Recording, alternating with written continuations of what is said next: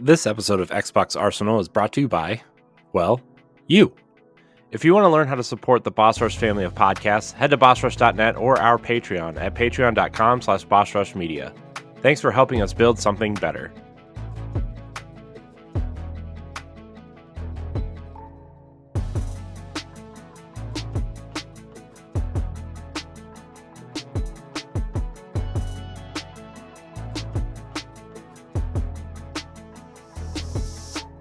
Hello, everybody. Welcome to the Xbox Arsenal podcast here on Boss Rush Games. I'm one of your hosts, Corey Dirrig, and alongside me for this new journey into the world of Xbox. Really an old journey, revived, I guess, is none other than Josh Finney.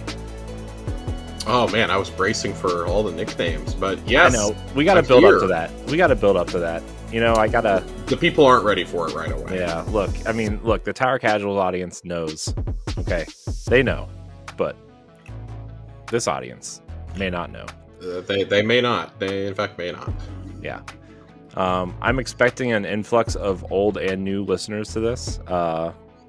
So for those of you who know us, you know that we used to do the Arsenal X podcast together with a few others. And then, you know, life got busy and other things happened. And, you know, Josh and I do a Destiny podcast together. But for those of you that don't know, Josh and I do podcasts together. And this is now our second podcast together. We really like talking about Xbox.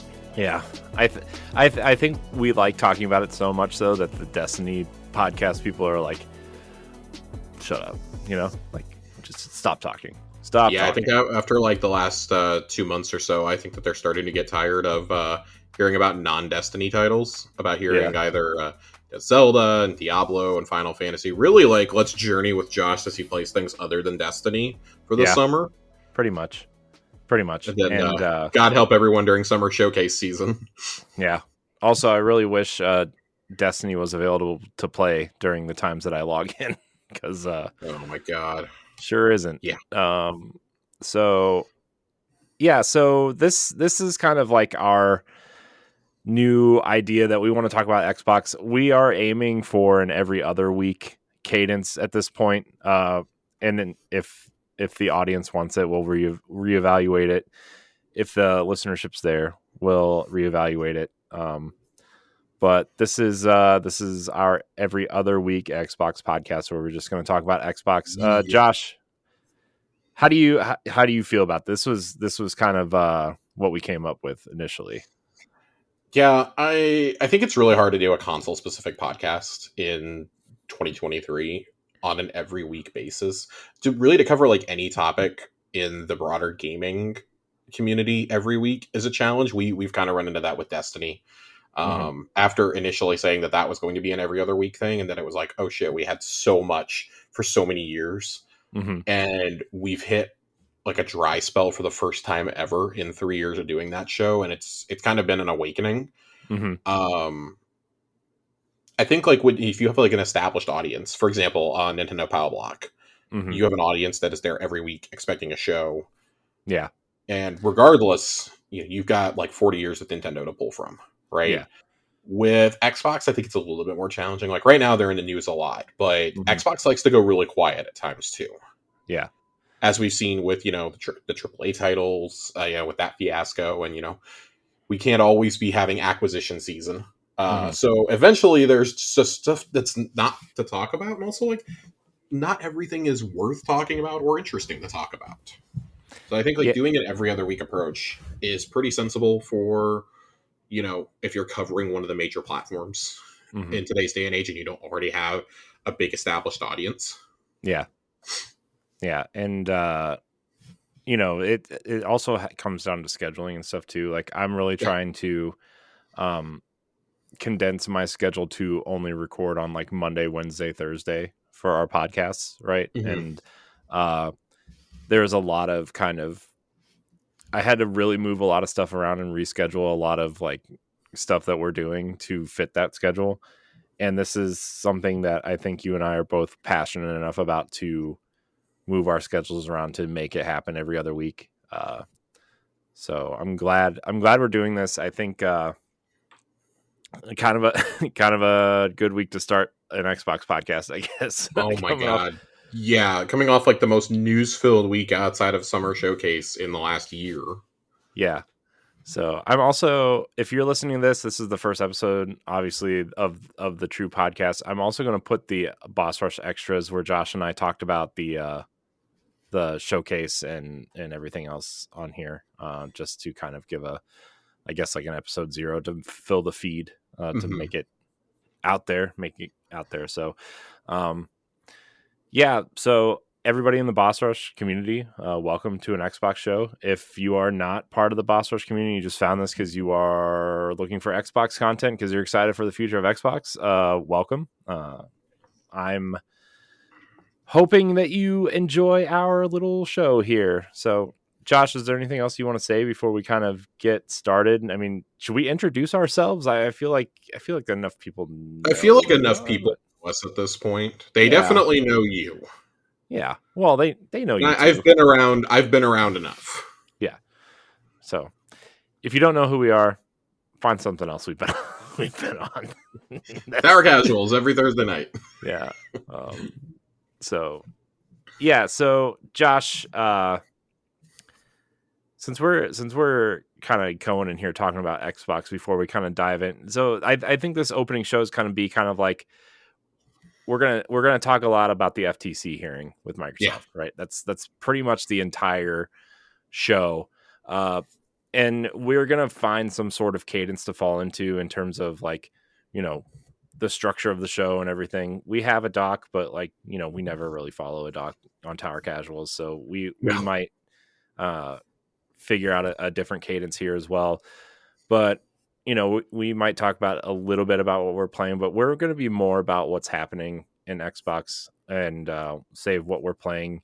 Maybe we'll do like a 5-minute segment of what we're playing. But other than that, I think we're just going to talk a lot about the news and answer questions if we have any. I think that's the goal of this show. I think so many people spend too much time talking about what they've been playing, right? That I don't know. I feel like a lot of people kind of talk about the same things all the time. So, Josh, are you playing anything interesting that you want to talk about before we, besides Diablo?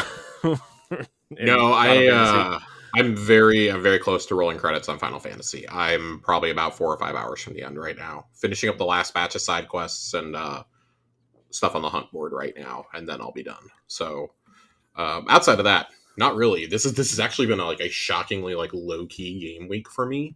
I have not been playing very much at all.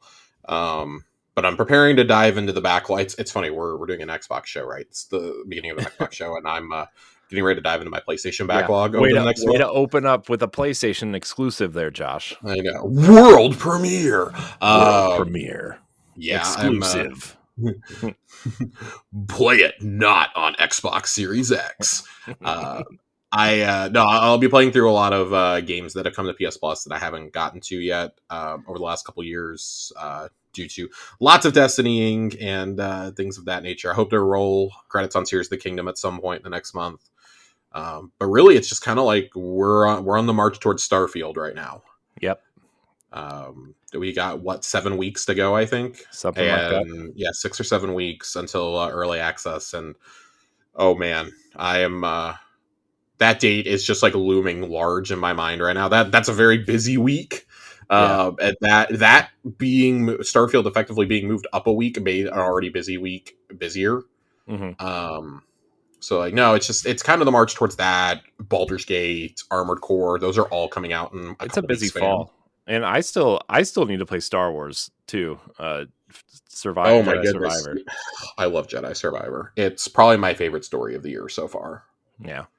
In a game. I say that with the caveat of I have not finished Tears of the Kingdom, but it's probably my favorite. It's my favorite Star Wars story in a game since Knights of the Republic, and I feel like that's kind of the common thought here. Yeah. Man, Knights of the Republic, man, so good. Oh, it's so good. I wonder if it holds up because I truly haven't played it since the original Xbox. So I played it. Oh God, probably about 4 or 5 years ago. When I went to Celebration in 2019, they gave a free Xbox copy of it, a free backwards compatible digital copy to everyone who was at the reveal of Jedi Fallen Order. Ooh. Whether you were watching it or you were there in the arena, they gave you a copy of it. If you were there at the viewing of it, you also got 3 months of Xbox Live given to you. Ooh. So a Game Pass hadn't quite, it was a thing, but it hadn't taken off just yet. Ooh. So we were still getting Xbox. That's when it and Xbox Live Gold were still separate for like another month. But I mean, outside of that, no, that's like Jedi Survivor is like, it's fighting to stay in my top 5 right now, but I've really enjoyed it this year. And I think that's a testament that that's not the front runner, just how strong the first 6 months were. Yeah. Yeah, I really like. I was like when they announced that remake. When Aspire, obviously that's not happening really anymore. I mean, new studio probably be re-revealed at some point, but like that trailer was awesome, and I was like really upset when they were like, this remake isn't really what it's going to be. It was so funny when that got announced. I was on vacation with our mutual friend, one of my very dear close friends, Ray Apollo. Him and his wife went on vacation with my girlfriend and I.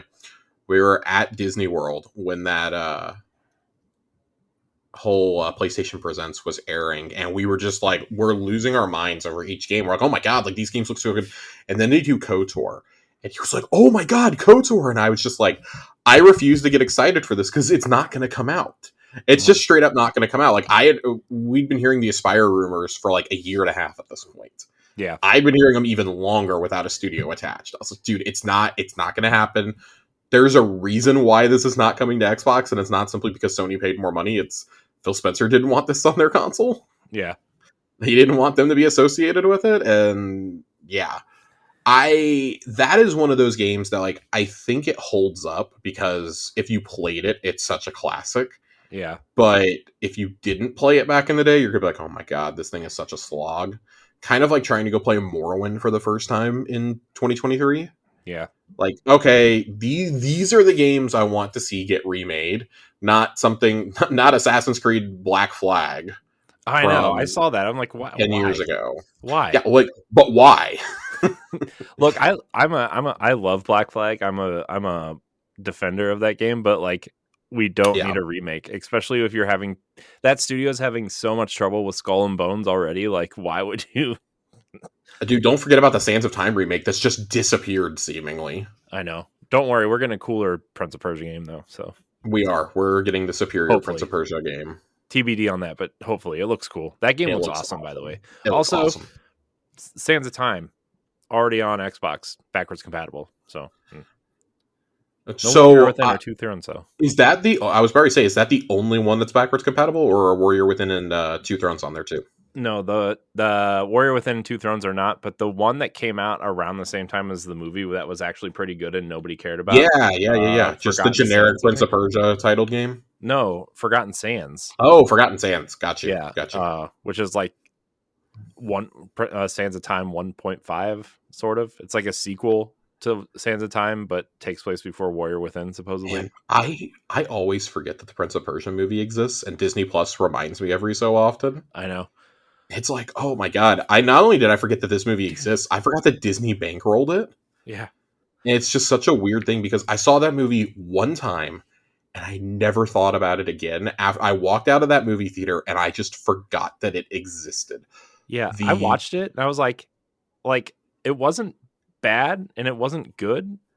And it came out when I was graduating high school. It came out like the weekend I graduated high school. One of the girls that I was friends with was and still is a huge gamer, was super big into Final Fantasy, Prince of Persia style games. Like, I know those are two radically different things, but those are the type of games she was into. Nobody else, like, in our little group really was. Like, we were all 17. We were into Halo and Modern Warfare and Guitar Hero and things like that. Mm-hmm. But I played Final Fantasy 12, and I had played the Prince of Persia games. That was what she decided she wanted to do for her grad party. was just like 8 of us go see it. And her and I swear, we were the only ones who did not fall asleep and who were actually happy to be there. And I still cannot tell you a lick of what happened in that movie.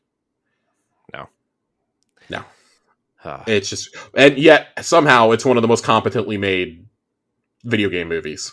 Yeah, I mean, I 100% agree. That's how bad the bar is here. Here's the thing. Remember, I mean, it's a little bit of a side tangent. Remember when Disney didn't own Marvel or Star Wars and they were doing things like Prince of Persia and John Carter from Mars and like all these weird... Oh god, then remember how they all bombed? Tomorrowland. Yeah, dude. Like it was... Oh god, and then they're like, so we can't do this outside of our... Do you remember Eddie Murphy in the Haunted Mansion? Yeah. Did you know the Haunted Mansion comes out in like 2 weeks? The new one? Okay.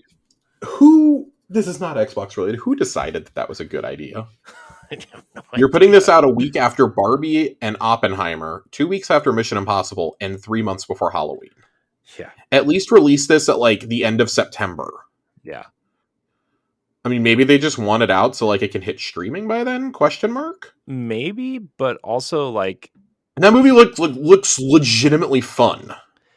Yeah, it does, but like it's like... Who asked for this? I feel like this is like one of those movies that should have gone straight to Disney Plus at some point. That's what it feels like, because it feels like that Lady and the Tramp remake. It feels like the Peter Pan thing that they did a couple months ago. Like, did they actually remake Lady and the Tramp?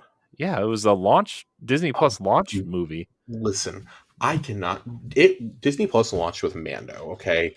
I did not pay attention to anything else that premiered once Mando was a thing. I mean, that's fair. So, yeah, wow. Again, we're talking about things I forgot existed. That Peter Pan movie came out 2 months ago, and I've already forgotten that exists. And it's from a director that I like. Yeah. And, like, it has big names in it. Jude Law is Captain Hook. It was like, oh my gosh, what are you doing? I don't need to continually see live-action versions of my favorite characters from my childhood. Well, it's Disney, so you're going to. Yeah, I'm just so excited to see Moana get remade, even though it came out like 6 years ago. Yeah, but the thing is like they're using the same actors. Like the girl that played Moana is playing Moana, right? Gross. So, I mean, I don't know. I have kids, so my view is a little bit different. Moana's you're gonna watch it whether you like it or not. I can at least ignore it. Yeah. But my daughter likes Moana a lot, so it's happening. But enough of this. Enough. It's already a Corey and Josh show. We've already gone into a tangent. I know. Oh, wait till we talk about Star Wars. By the way, you saw Indiana Jones, right? I did. Did you like it? I loved it. Great. That's all I needed. It's better than Crystal Skull. Not as good as the trilogy. But there are so many moments where I'm like, this is classic indie. Yeah. I mean, the entire 20-minute opening sequence is amazing. Is it? I was so happy. I was so happy the whole time. Man. I've seen people criticize the third act, and I'm like, have you guys never watched the climax of an Indiana Jones movie before? He literally met aliens in the last one. So, Guardian of the Holy Grail, the people's faces melting off in the presence of the Ark. You guys not remember what happens here? Right. I don't know. It was good. It was good fun. I look forward to watching it again. I will actually buy it when it comes out. I did not buy Crystal Skull. Yeah. And I have not bought the trilogy ever because you can't buy it without Crystal Skull. Yeah. I think I'll end up getting the 4K box set of all 5 movies when it comes out, because I'm sure there's going to be the bonus discs of the making of the original trilogy. Here's the making of this. Here's interview. All that kind of stuff. And Indiana Jones. Yeah, I would be okay with that. And Indiana Jones, Crystal Skull is a coaster. Yeah, and Last Crusade is a top 3 movie of mine. I love Last Crusade. I love Last Crusade. I love Raiders too, and technically, I think Raiders is probably a better movie. It is, but Last Crusade is my favorite movie. I mean, there's a difference between being the best and being your favorite, though. Yeah, I know. So, for me, Empire is the best Star Wars, but it's not my favorite. Yeah. Man, but yeah, man, my goal is when we move and we get a house, the first thing I want to buy, besides like a whatever I we have money for, is like a Last Crusade movie poster to hang up in some sort of office. So they're not cheap though. No, things like that have gotten really expensive. Like novelty things have gotten pricey. Yeah. Anyway, Josh, we're not here to talk about Disney and Indiana Jones, and as much as I would like to. Actually, we might talk about Indiana Jones later. No, I mean, we will be. It was in the court filings, so. We're here. By the way, before we get into that, I've been playing Planet of Lana on Game Pass. How is that? I've been looking forward to it for so long, and I feel really bad I haven't gotten to it yet. Yeah, it's pretty good. I'm might enjoying be it. my next game after Final Fantasy. It's like it reminds me of Limbo and Inside, if those games had colors. This is published by Thunderful, who is another company we're going to be talking about a little bit. Yeah, but it's fun. The puzzles are fun. Mm-hmm. It's relatively simple side scroller, but it's cute. It's fun. I'm enjoying it.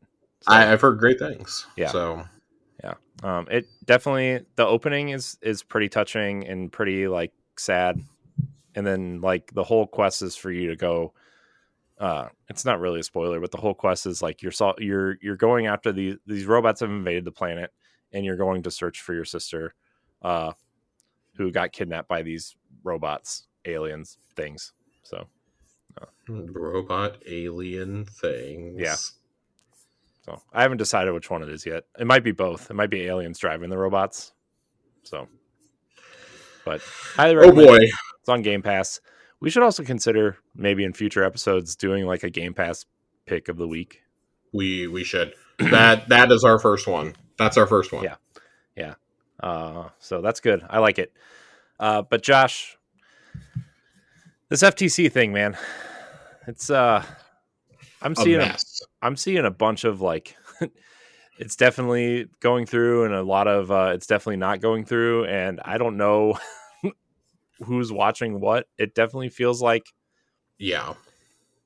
to me, reading like I was following a Tom Warren's Verge article the whole time. I know there's other sources out there, and I watch a couple videos like Randall Thor 19's. I watched his video, although I think he's a little bit more of a Xbox fan about it, as opposed to like maybe looking at it in detail. Although it's not a bad video, I'm just trying to be. I followed Tom Warren's blog about it, but and he probably had the best running blog about it. I mean, the man gets paid to cover this. The two that I was following who were watching it like really closely were Stephen Totillo over at Axios and Rebecca Valentine at IGN. Rebecca's like really, for me, kind of picked up that like Jason Schreier torch of investigative journalism. Yeah, she's definitely she's outstanding. Yeah, I very rarely kind of go to IGN anymore, really, for things, but she's definitely one that I kind of follow. Also, before we move on, Josh, I wanna go on the record and say that we're going to be. This is an Xbox podcast. We're going to focus on the Xbox side of things, but we're also going to look at it from a critical standpoint and from a observational standpoint. And also, we are not lawyers by any sense. So any legal things, just, know that Josh and I are not in the legal field. So we're kind of approaching that from that kind of angle. We're approaching it from that angle and just like kind of taking into account like what people who actually know what they're talking about have said. And I think like the most important thing to realize going into this is that nobody knows what's going to happen. This is not a night and day case. I think that most people can agree that outside of the cloud gaming argument, the FTC really doesn't have too much of a case. Just as a broad overview, it's a little silly. And as the judge basically said in closing arguments, this is it. It was always about Call of Duty. Like this is just it's coming down to Call of Duty. It was always about this, and that was essentially what Microsoft's closing argument was too. But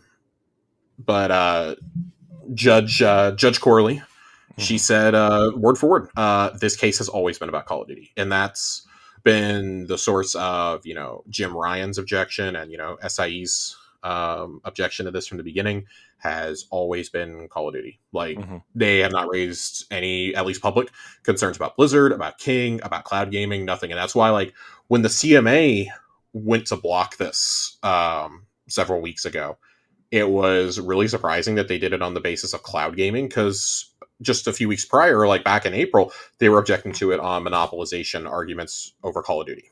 Mhm. And for cloud to like kind of be the thing that they come out swinging about when the EU would raise some concerns, but they're like, hey, they've more than satisfied our concerns. Yeah. It's just it's really funny to see that, like, and that the FTC didn't even like pivot to cloud until like with a day and a half to go, maybe. And even then, it really didn't get addressed. Very little of this was actually about cloud, but if Judge Corley was going to grant the injunction, it's going to be on that basis. Yeah. Yeah, and I think they both sides, well, PlayStation and Xbox kind of came at it as like, look, Jim Ryan said cloud isn't even going to be ready until close to 2025 at least, and Microsoft came out and said that xCloud kind of became more of a feature and didn't take off how they expected. Yeah. And so, like, which is fine. I'm glad that that's kind of the route they're going, seemingly. Mm. If this case is to be believed, right? Like, I don't mind cloud gaming for something like I played a lot of Gears Tactics, right, in cloud Yeah. gaming. But like you and I are both big Destiny fans. That's not really a game you want to be playing over the cloud, right? Not that it's on Game Pass, but so I'm glad like if it's becoming a feature for Ultimate members and not something that they're really focusing on. For me, it's the same thing that I've been saying since kind of the beginning. Like, it's a really cool feature. I personally like using it. I use it within my own home, but Mm-hmm. when I travel, that's different. Like at home, I have gigabit fiber, Mm-hmm. Yeah. and I have a pretty good Wi-Fi connection, I would say. But when I travel, that's completely different. That's when I would want to be using it. The infrastructure just isn't there yet.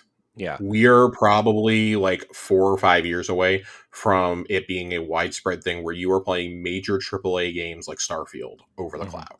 Yeah. And that's fine. Like I like that Microsoft made the pivot to go after this, because we've said this before on previous shows, but if you look at what each of the big three does, they each have something that they focus on now.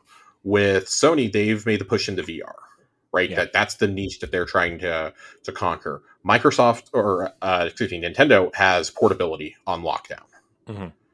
They have the portability and the hybrid console. They proved that could actually work. Yeah. An actual powerful handheld could work. Yeah.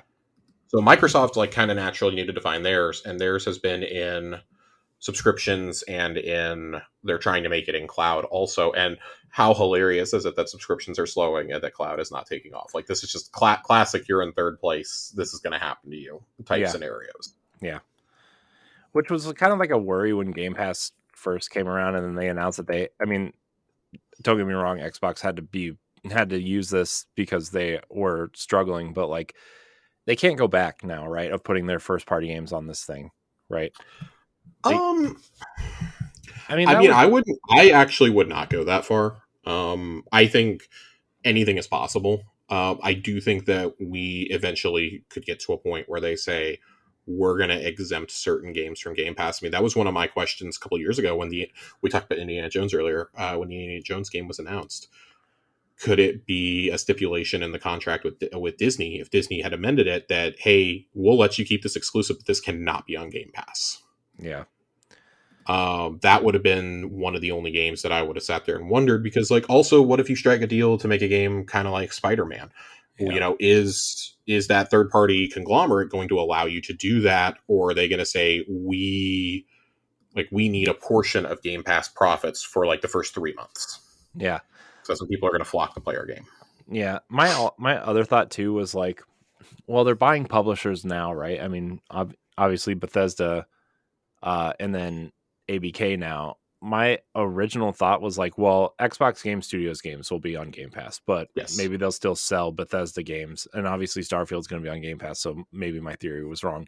But like Activision Blizzard games, they'll still sell, or I they'll think come to Game Pass later. yeah. So for me, the thing is, they might not be there day one, but they'll be there within like 6 to 12 months, kind of like the EA Play deal. Yeah.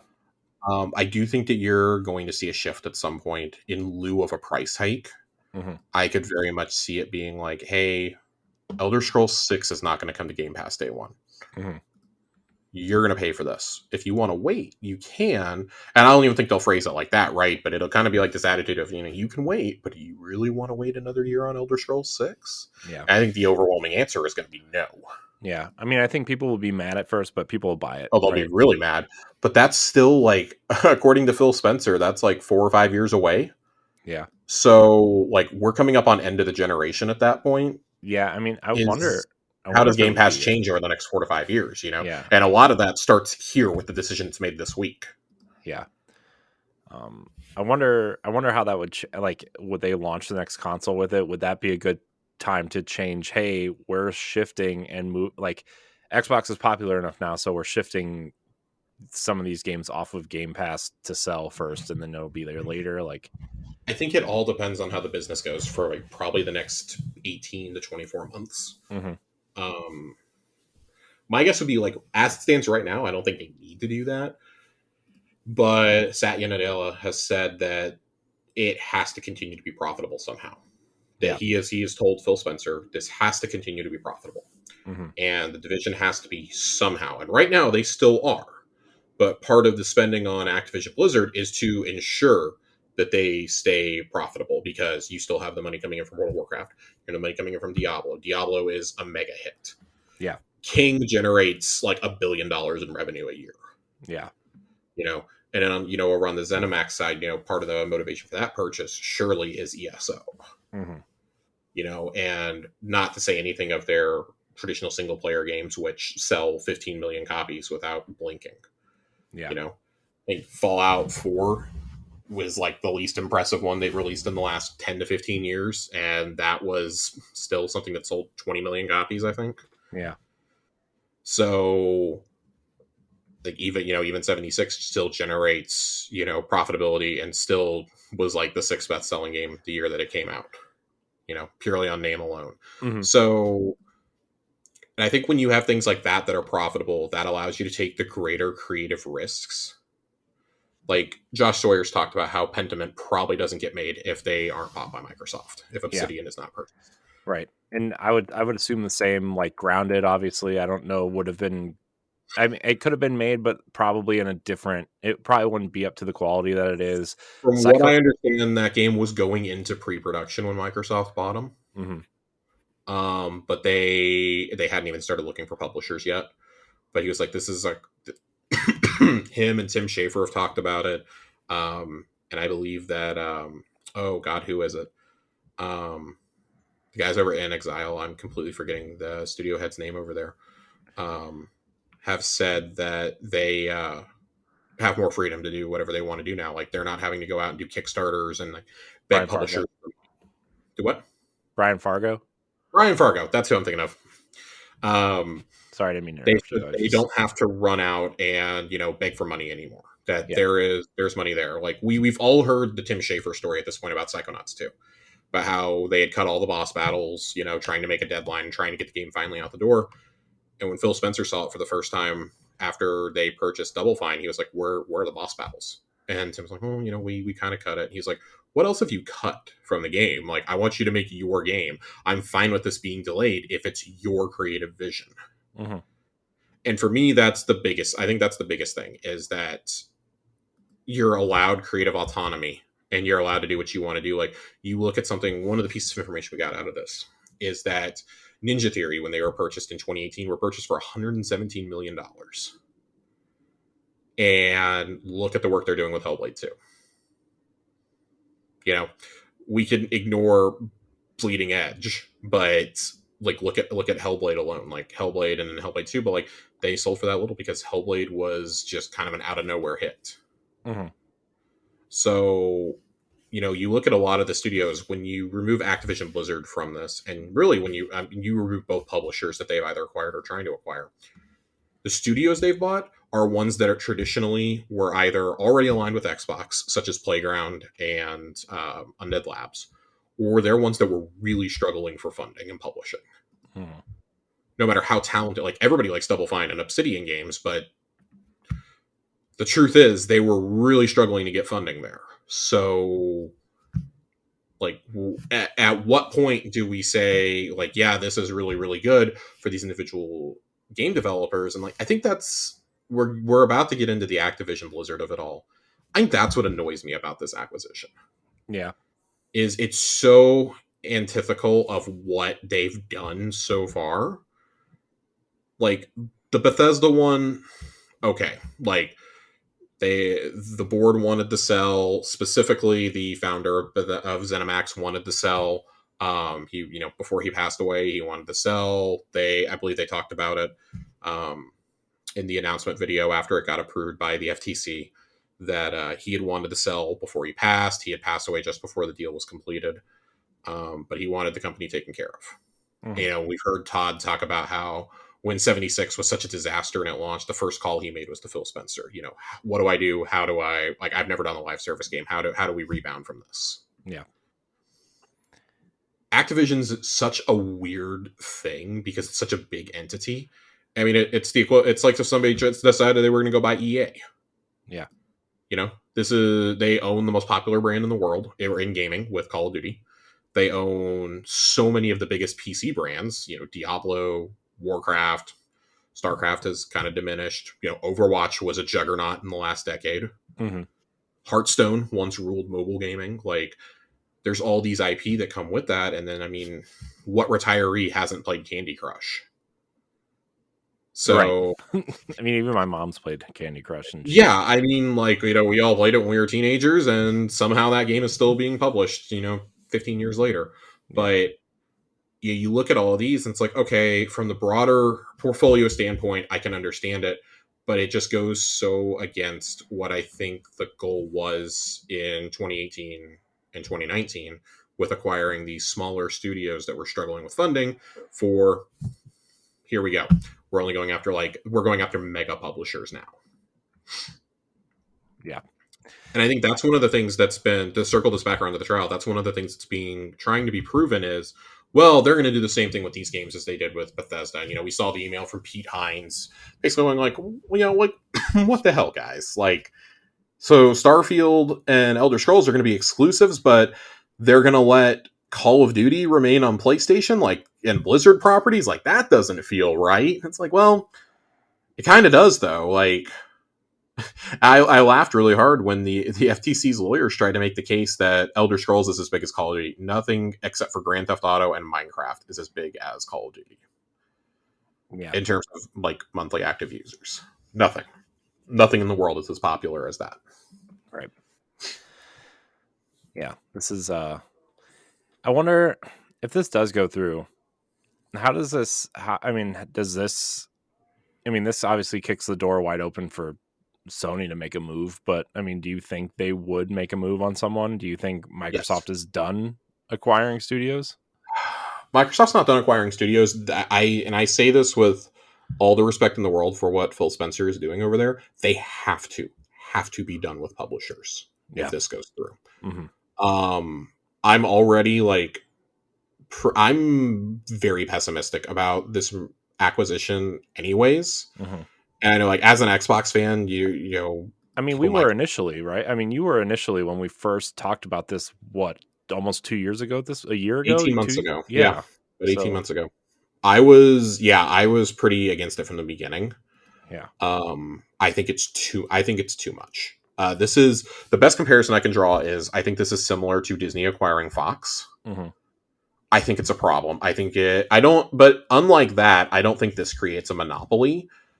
But I do think that that's too much. Like, especially now that we're starting to see the fruits of the labors of these studios that they acquired a couple years ago. And we're like, well, damn, like, in the next 18 months, you're going to have Starfield. You're presumably going to have Fable. You're going to have South of Midnight. You're going to have Clockwork Revolution. You're going to have Avowed.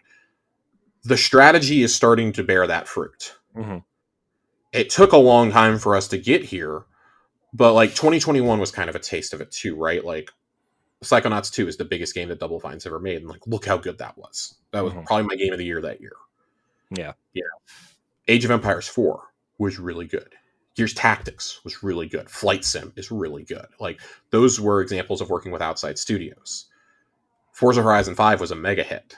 Mm-hmm. Like these teams can Halo Infinite, despite what you may think about the content roadmap, was pretty good at launch. Like I really dig the campaign. I really liked how the multiplayer felt. Just you needed more content there. But Yeah. they have shown there have been sparks there, you know, with how they work with smaller studios too. Like 2020 was really bad in terms of AAA, but look at all the smaller games they released that year. Yeah. You know, Minecraft Dungeons, tell me why. Gears Tactics came out that year too, excuse me. You know, even ones that didn't like Grounded went into early access. You had a couple that, you know, were misses. You had Battletoads and Bleeding Edge. You had Ori and the Will of the Wisps. Like, they kind of have it nailed when it comes to smaller teams and smaller studios. It's just like we got to get there on the AAA front. And I understand when you did the ZeniMax deal, that was in the midst of all these smaller games coming out. Like that was to boost your product, your output now and in the future, and get all these classic IP under your roof. Like we talked about it the night that was, or the day that was announced. We did an emergency pod that night. Yeah, we did. Because I was driving back from Austin at the time when this broke, and I stopped to get gas, and just my phone had been blowing up for the last hour, and I was like, okay, fine, I got to pull off. And I just sat there in a parking lot replying to everybody for close to an hour before I could get back on the road. Yeah. But it's like Elder Scrolls, Fallout, Doom, Wolfenstein, Quake, like all of that is now under, you know, Dishonored, Prey, like everything is now under your roof. And that was before we knew about indie being in development. Mm-hmm. Like all of this is under your roof now. Like even then we were like, okay, they kind of got to hold off. You got so many talented teams coming in there. Like if you want to go for studios, I'm okay with that. I think with publishers, you have to stop. The public perception is not great around this. Yeah. For those of us who are like super into the space, it's like a line in the sand has been drawn, and it's like Nintendo fans are eating all the popcorn, but because they there is nothing but benefits here from them if this goes through, right? Oh yeah, no, but sure. You know, you look at the hardcore fans on both sides, and it has introduced a new level of toxicity. Oh my gosh. We've gotten to a point in United States courts and in the rule of law where the words console wars have been uttered on an official record. Yeah, it's government official. Yeah, that's sad. Gross. It's gross. It's gross. I don't like when people are, and I get the irony of saying this when we're doing an Xbox show, I don't like people getting into like ride or die mode for billion-dollar corporations.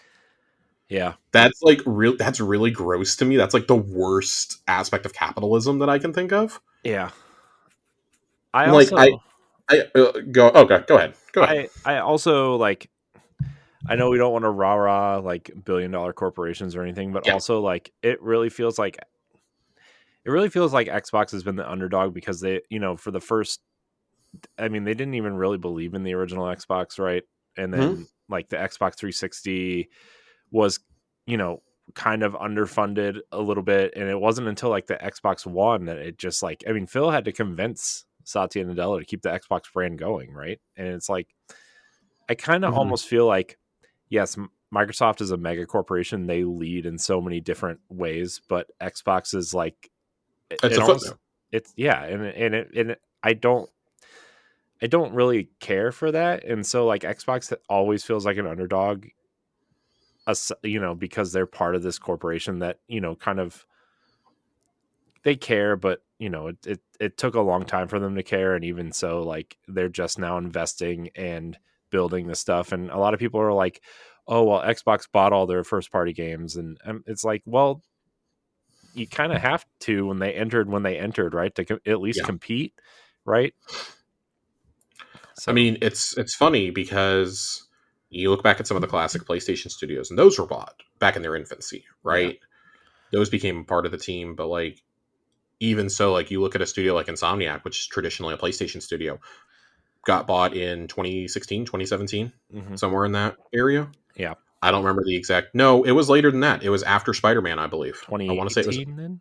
Yeah, I think it was after Microsoft bought the first handful of studios is when they announced that they had bought Mhm. Insomniac. Yeah. Sony did. And it's just, I see comments like that. It's really funny because like I think back to like the history of Naughty Dog. And Mhm. like Naughty Dog was bought when they were an up and coming studio. Like a lot of these ones that Microsoft is buying are ones that nobody paid attention to, like In Exile, or they're up and coming studios like Ninja Theory. Like, yeah, Ninja Theory's been making games for, like 18 years now, but have they really ever had a mega hit outside of Hellblade? Like the Devil May Cry reboot wasn't it? Heavenly Sword wasn't it? Enslaved, wasn't it? Don't even remember Enslaved. I mean, you look at What Disney Infinity was like, they took on that game, like they did the combat in yeah, that game to pay the bills, right? Compulsion. I mean, Compulsion's had like 2 games ever, Yeah. and Well, their first game was what, Contrast, right? yeah, Which was a PlayStation Plus title on PlayStation 4 originally. So it was on 360 also. I know, but I'm saying I played it on PS4 because Oh, it was got a you, got you. PlayStation Plus game at some point. Yeah, I just think like you look at that and you say, well, everyone kind of has to start somewhere. It's just like they're not doing it at the beginning; they're doing it years and years and years later because the only real studio that they bought at the beginning, they bought Bizarre Creations at one point, I think, Hmm. and Bungie. And that Hmm. was about it. They didn't have a whole lot of internal studios. Like we talk about how great some of the games on the original Xbox were, and that was back. I mean, God, that era is where like third party studios and publishers were just. You remember the Capcom 5? Hmm. Like Oh that was the man, whole thing. We talk about Sega, and Sega comes up in the court docs a lot yeah, um, during this case when we talk about like proposed acquisitions and whatnot. But Xbox was kind of the spiritual successor in a lot of ways to the Dreamcast, yeah, and like has kind of continued to carry that torch of being perpetually in third place, like having the most interesting tech, but like not quite being up to snuff, like having these games that are great but become cult classics over time. yeah, They don't sell well initially, but they're actually really good. I mean, Sunset Overdrive is kind of a prime example of that. yeah. I uh, I always liked the Xbox because like growing up a Sega kid, like Hmm. I wasn't really attached to anything Nintendo related. Really, like I didn't own a Super Nintendo. My game, like I had a Game Boy, but I played Tetris and Ninja Turtles, right? I mean, that wasn't like Yeah, anything. And then Pokemon later, obviously, but like I wasn't really attached to Nintendo until Nintendo 64, and even then, I'm like, I got a Dreamcast, and I was like, yeah, Dreamcast. I'm gonna, God, I miss Jet Dreamcast. Grind Radio and Crazy Taxi, and maybe Sonic Adventure a little bit. But then like when the Dreamcast went away, like yeah, I got a PS2, but like I was more of a I leaned more of the GameCube, and then like I started playing Halo with my friends after you know Saturday sports practice, whether it's football or basketball or whatever. We went over to our friend's house and played Halo, and I'm like, I gotta get an Xbox. I gotta get an Xbox. Halo is awesome. And then like I discovered Fable and Knights of the Republic and Jade Empire and all these great games. Brute Force. God. uh, Shout out Brute Force. yeah. And like one of the most underrated original Xbox games I feel is Stranger's Wrath. Oddworld Stranger's Wrath is an Yeah. amazing game. Uh, so I've always had a soft spot for Xbox, but it was really the Xbox 360 that like really made me an Xbox fan, right? Like Gears of War and Oblivion were like, I have to get these. These games look like incredible. I mean, you were also like, I think the perfect age at that point too, Hmm. right? Yeah. Because you're a couple years older than me. You Yeah. were what high school at that time? Well, when Xbox 360 came out, it was my freshman year of college. Oh, okay, And okay, we lived across the hall from these twins, and they each had an Xbox 360, and they were playing Gears of War. I'm like, what is this? And they're yeah. like, oh, we just got Xboxes, and this is Gears of War. This is like the new game. This is gonna hold us over until Halo comes out. I'm like, I need to play this. I really need to play this. And I mean, Gears was like the Gears of War was the first game I got all the achievements in, Yeah. and then I fell in love with a ton of other games, I obviously. But I played Morrowind on the OG Xbox, and I remember mm, I played Morrowind before I played Halo. That was mhm. my first exposure on Xbox was Morrowind, and I was just like, oh my god, like this is changing my life. Yeah, I think I was in the 5th grade at the time, Mhm. and I was just like, I want an Xbox. I was never able to convince my parents to let me get one. I was still a Nintendo kid. I had a GameCube. I was, God bless me, I was super into it. I played Halo for the first time in late 2003, though, Mhm. and playing Halo 1 kind of changed me forever. I met one of my best friends, my first day of school at a new school when I was in the 7th grade. Was I bonded with him over Green Day's American Idiot album, which had just come out, Oh man. and Halo 2 was about to come out. And I remember I went over to his house because his older brother bought it. His older brother was in college, and we stayed up all night playing it with him, like seeing the twist and everything else, like seeing the arbiter twist and then the Mhm. cliffhanger ending. And I was like, I have to get an Xbox. I have to do whatever it takes to get an Xbox. So I started saving my allowance, my $5 allowance, and I Mhm. was like, it's gonna take me a couple years, but I'm gonna get this. I spent the entire next summer. I remember seeing, what was it on? Was it on Spike TV? Yeah. Elijah Wood showed Oh off the yeah. 360 for the first time. Him and Yeah. Jay Allard. No, it And was no, it was TRL. It was MTV TRL. oh god, dude, I can't remember at this I point. All I remember. remember is it was on cable. I watched it, and I'd already gotten the Game Informer issue at this point that was showing Oblivion Mhm. in it. And those like 7 screenshots had been holding me over for a couple months at this point. And I found out it was coming out in November. Got my grandma to take me to GameStop right away, placed the order for a launch day console, and then I mowed lawns all summer in the Texas heat to buy it day one, only to find out Oblivion got delayed by 6 months. Mhm. Yep. That and Ghost Recon were what convinced me I needed an Xbox 360 right away instead of just waiting for it. Because I was prepared to buy a regular Xbox that summer just to play Halo. Yeah. And my friends were like, dude, you have the opportunity to get a 360 on launch day. You should just wait. Mhm. And I mean, that was kind of it. I didn't really look back after that. I still bought a Wii, but I was not a PS2 kid. I never owned a PS3.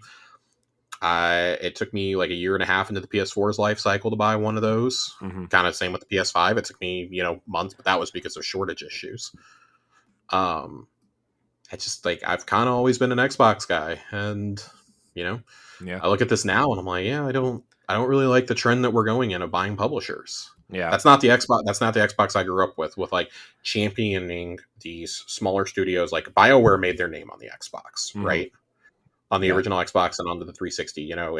A journey that started, early even before Knights of the Republic and culminated in Mass Effect. Yeah. You know, like until then they were an exclusive studio. Like you talk about some of the biggest blunders in Xbox history, and like, yeah, the Xbox One is the number one blunder. That Mhm. whole reveal, but not purchasing BioWare when you had the chance to has to be like a top 4 or 5 blunder. Yeah.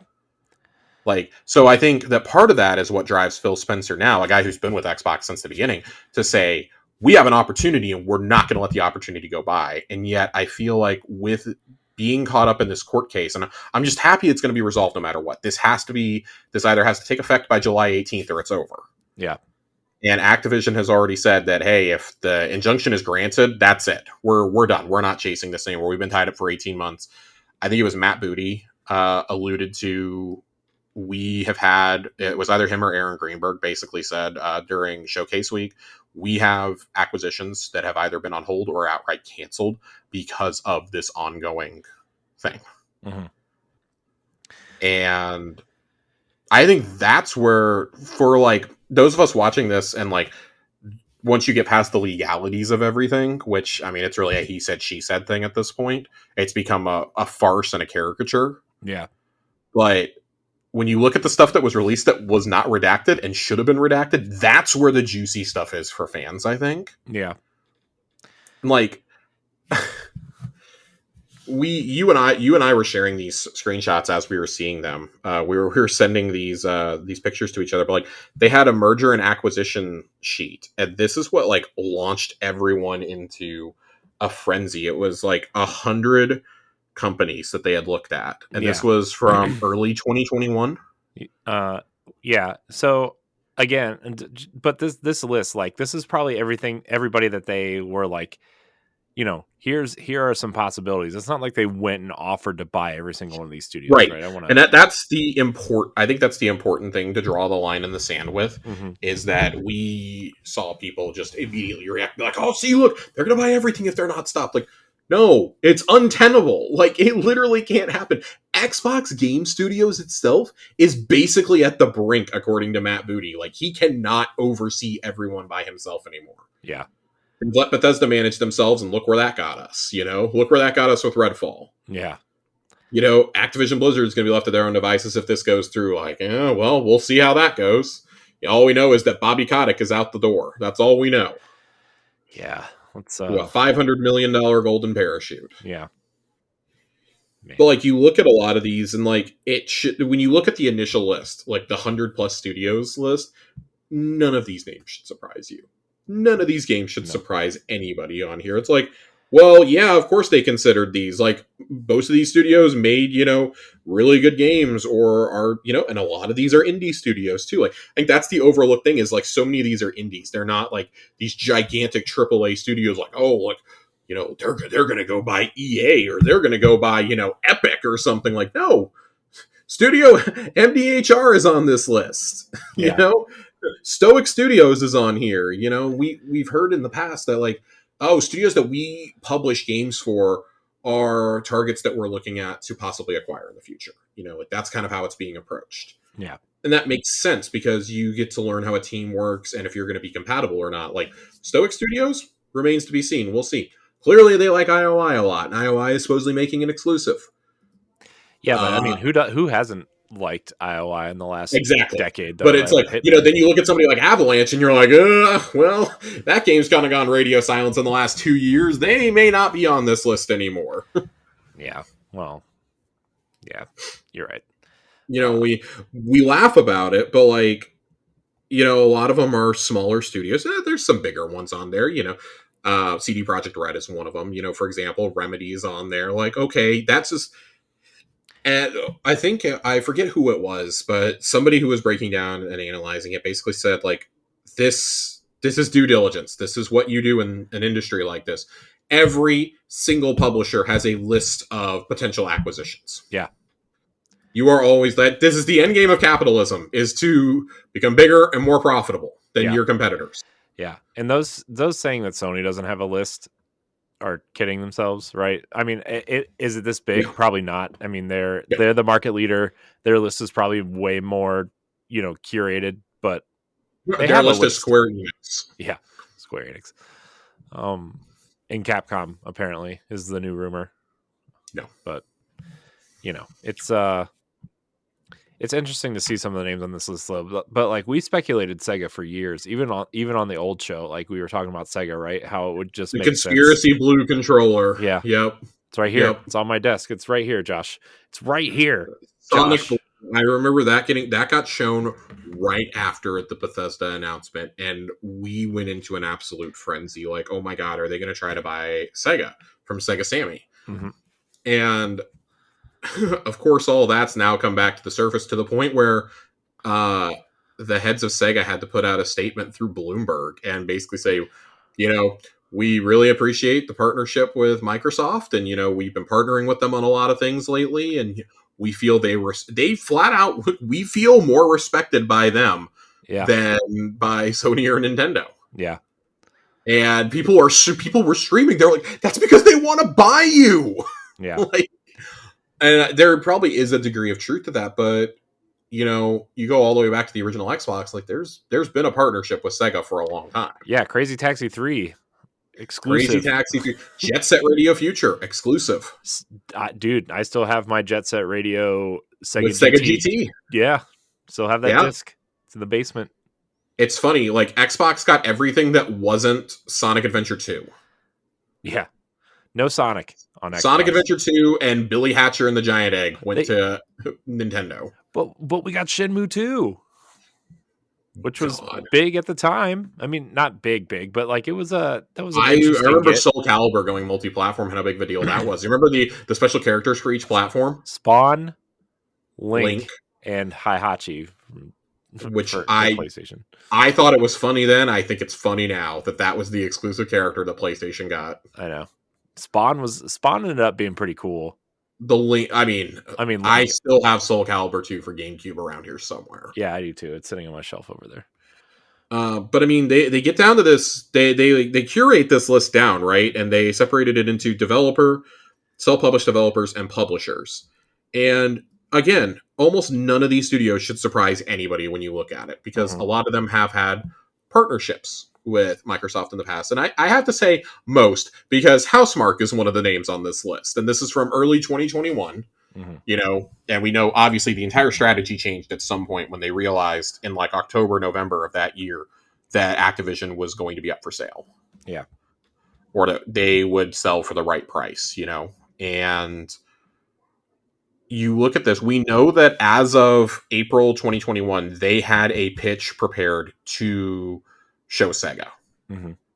At some point that either didn't happen, or maybe they wanted to give enough space between, you know, the or the ZeniMax stuff or whatever.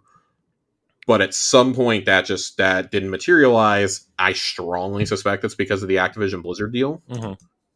But you look at this list, and I mean, for the publishers, they have Paradox and they have Sega. And Paradox they partnered with a lot in the past. That's Crusader Kings, a lot of RTS strategy games. Yeah. Kind of makes sense. Makes sense from like a PC standpoint. Yeah. And they've always said this is about content for Game Pass and for our studios. Like, we're still going to sell the games. Like, you know, like something like that, things aren't going to change with Paradox, you know. That's still going to be available, you know, sparingly on consoles and, you know, really, really big on PC. And then you have Sega. And Sega, I feel, is like, that's the one that alarmed people on here, because I mean, then you're possibly talking about like, well, is Sonic not going to be multi-platform? Like, no, Sonic would have been. And we know from the documents they had for the pitch that Sonic was going to be kept multi-platform. But that raises the question of like, well, you know, a franchise like Jet Set Radio, which never came to PlayStation except for the, you know, digital re-release like 8 years ago, you know, would that be brought to hypothetically PlayStation 5 if Microsoft were to buy them? Probably not. The bigger concern would be for, I think, a lot of, you know, gaming fans, what happens to Atlas and RGG? Yeah. Because those games are so new to the Xbox ecosystem. Like, oh, you got them on there and then you decided to buy them. Yeah.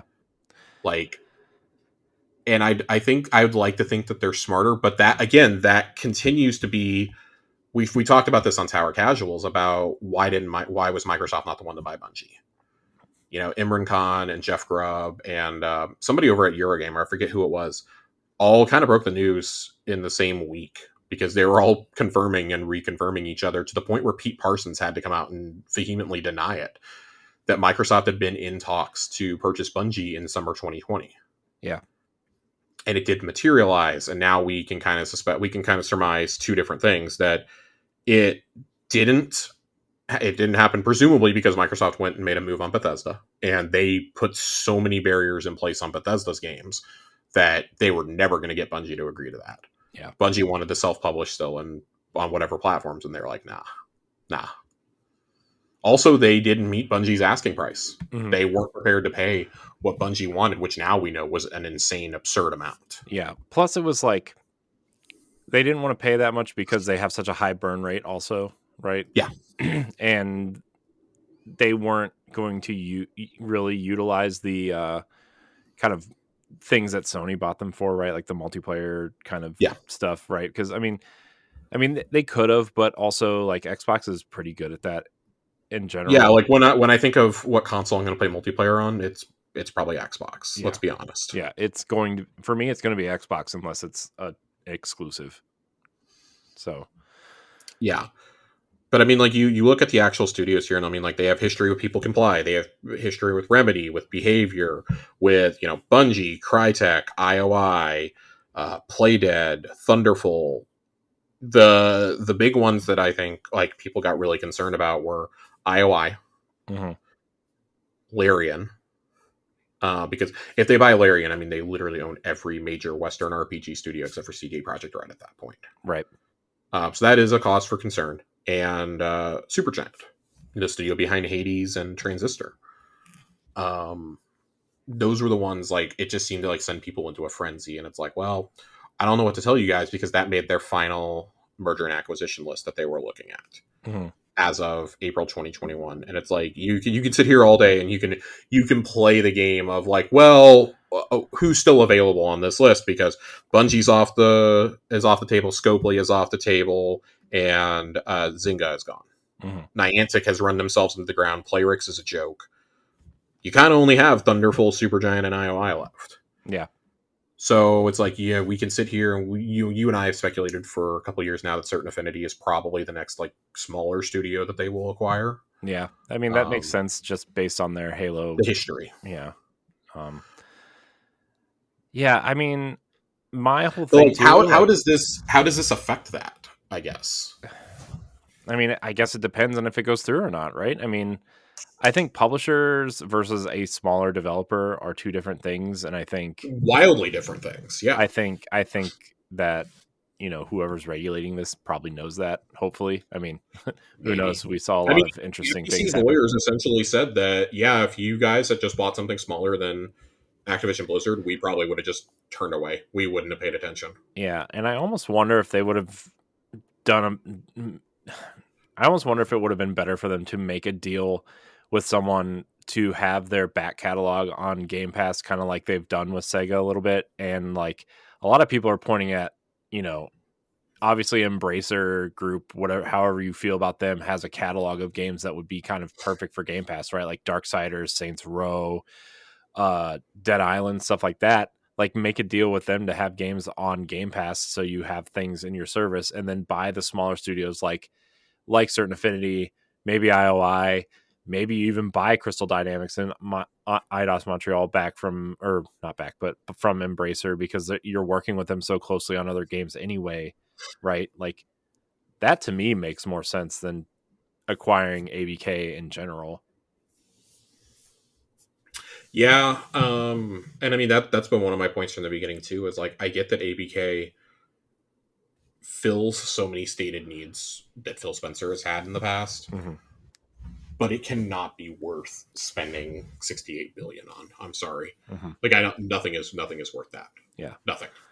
Yeah, like I don't know what to tell you, because I think you can be competitive without that too. Like, you don't have to have these mega franchises on there. And like, I'm now like starting to understand, like, Bobby Kotick, for example, went to Sarabon before Series X came out and was like, hey, if you want an optimized version, you got to increase our revenue share, in a totally like kind of unprecedented move. Yeah, which is ridiculous. Like that's so crazy that happened, that came out and that happened, right? Like that's. Yeah, I mean, like, we all know that Bobby Kotick is pretty scummy, and it's like, well, great, so you needed to make even more money off this. Like, this is already a top selling game on Xbox. You need to make even more money though, which is just bizarre to me. But I've wondered aloud how $68 billion could be better spent by the Xbox division.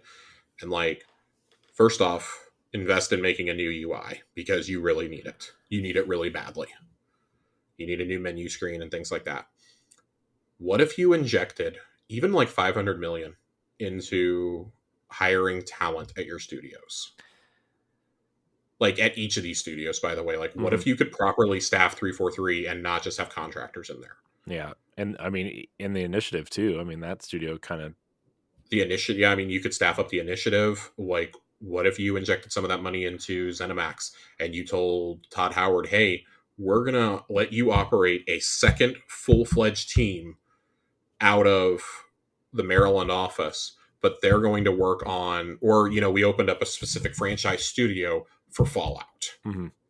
Your team can continue to handle Elder Scrolls and Starfield. Fine, but you're going to take help from some outside studios.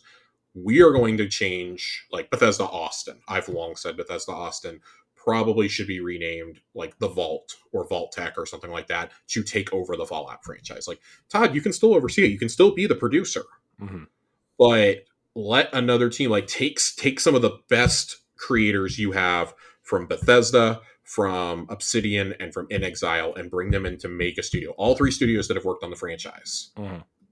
bring them in and let them do it. Hell, you could even bring in a couple guys. You could bring in somebody from Playground if you have somebody over at Playground that you think does really good storytelling. Like make a super team like they did with the Initiative, or not the Initiative, with the Coalition. You know, but I think like more specific studios that can handle these mega franchises are probably what you needed to do. And then you still have like 65 billion left over, Corey. I know, and it's like Go buy your Sega. Go buy your Sega. Go strike a deal to publish the next 2 games from Remedy or something. The thing too is like, and of course we're playing like armchair financier here, but like also you don't want to wait 10 years between Elder Scrolls games or Fallout games, right? Like that's the other thing too. These are megalithic franchises that you probably want to get out faster than every decade, you know? I mean, by the time Elder Scrolls comes out, it's going to be what, 15 years, 16 years, 17 years in Skyrim? There will be kids who, by the time this game comes out, there will be kids who probably were born right about the time it came out who will be graduating high school. Yeah.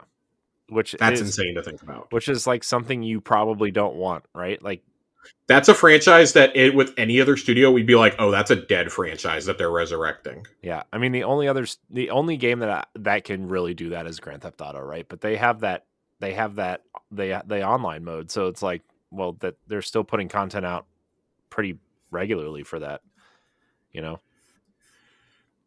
Yeah. I think that I think you're exactly right that, even Todd Howard talked about this in his interview with Ryan McCaffrey after the Starfield Direct. He says, when I think about Elder Scrolls 6, he goes, I think about how that's still several years away. And he goes, like, that's probably the last one I'm going to work on. Yeah. Because it's taken so long to get to this point. Like he has admitted Starfield took longer to make than he wanted it to. Yeah. But that even he's annoyed with how long it takes them to make games. Yeah. But I think a part of that is also his nature. I think Todd is a perfectionist. Mm-hmm. And I think there is a certain degree of expectation that we developed in the industry that when we see, from Todd Howard and his team at Bethesda, that you're like, oh shit. Right. Like whether he's directing it or he's producing it, there is an air of expectation. Like there probably would have been excitement if it was just announced that Machine Games was making Indiana Jones. But when you see that Todd is EPing it, you're like, shit. Yeah. Like, and then you see the email exchanges that came out during all this, Pete Hines talking about like, everybody who has heard his pitch for it is like, I'm all in on this. Yeah. Like he's been trying to get this made for a decade now. This is kind of his dream game. Right. Yeah. Like this is his dream game. And like, Phil Spencer testified to that and was like, yeah, I wanted to make that an exclusive because I want something that has the potential to be as critically acclaimed, that is an outside IP, as Spider-Man is. Mm-hmm. I don't know if Indiana Jones is the right one for that, but I mean, I'll let Phil do, or Todd do whatever he wants to do. Yeah. Look, the moment the Indiana Jones game was announced, I even played the terrible Wii game that came out. Okay. I mean, listen, I'm looking for something that's at least as good as Emperor's Tomb here. Yeah. That's the standard. I mean, that bar's not very high. It's not, but Emperor's Tomb is a really good game. Yeah, but like I think when people are talking about Indiana Jones, right? I think they're comparing it to Spider-Man and Wolverine and stuff like that. I'm looking at it as like this could be Xbox's Uncharted at this point. Well, and it's funny because that was definitely PlayStation's Indiana Jones. Right. Was what Uncharted was always billed at. And that's why I laugh so hard now when I see people going, oh my God, this is Xbox's Uncharted. And it's like, oh, guys, we had this discourse like 15 years ago. Some of you were too young for it. Yeah. Some of y'all were wee tykes back then, but we were having this argument when I was 15 on message boards. Right. So yeah. Back in the days of MySpace. Yeah. Man, MySpace, man. Top 8. MySpace. I don't know if I even had 8 friends. I mean, like, I look at how you could spend that money, though, and it's just like, yeah, I do appreciate, Phil basically saying, like, hey, we don't want to do deals like the Square Enix deals, right? We don't want, and I think he's really gun shy on doing that after Rise of the Tomb Raider backfired so badly on them. Yeah. Trying to take an installment and a classic franchise exclusive. And what also undercut them was that them announcing that it was going to come to PlayStation the following year. Mm-hmm.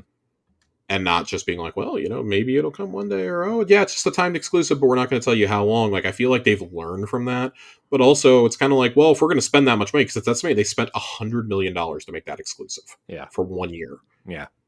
And that's insane. At that point, just like, that's almost the price of what they paid to buy Ninja Theory. Right. So, isn't that nuts? Oh, man.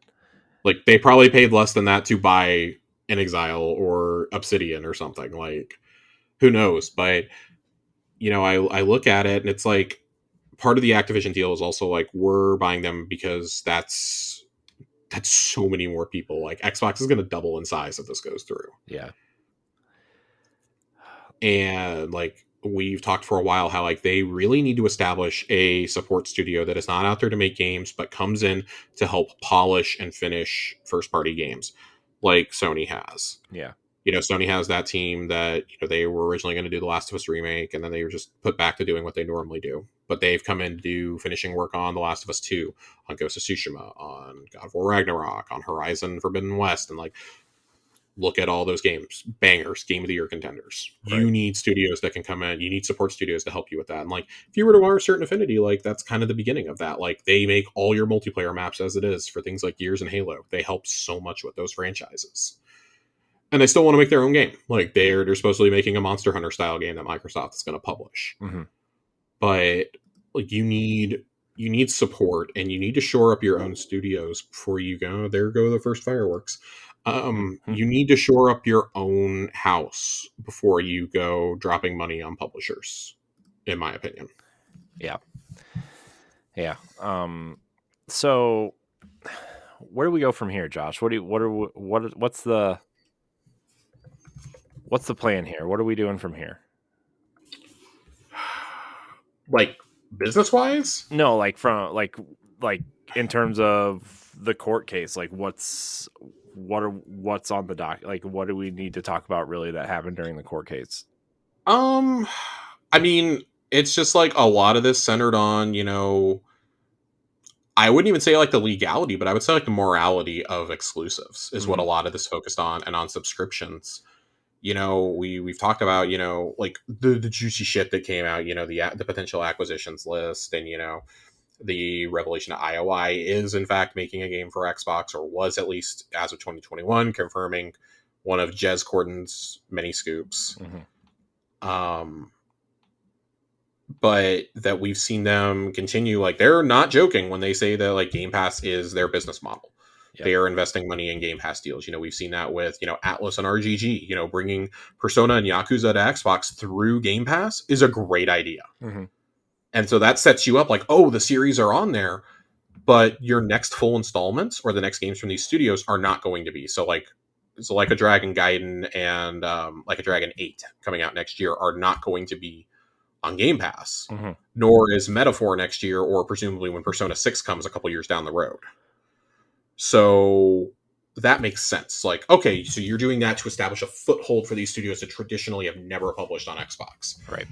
And in turn, like, at least with like the Yakuza and Like a Dragon series, the heads of that studio have said like, yeah, that the series never really took off in the West, and then we put it on Game Pass, and like that was it.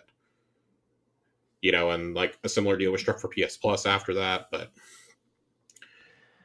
I think that when you look at like what else this court case brought in, I mean, you had Nvidia. I think Nvidia had really good testimony where they were basically like, yeah, we were opposed to it. And then, Microsoft started, kind of presenting their vision. And part of it's like, oh, we secured a deal to get, Bethesda and Microsoft games on GeForce Now. So of course we like it. Like, of course we want this to go through.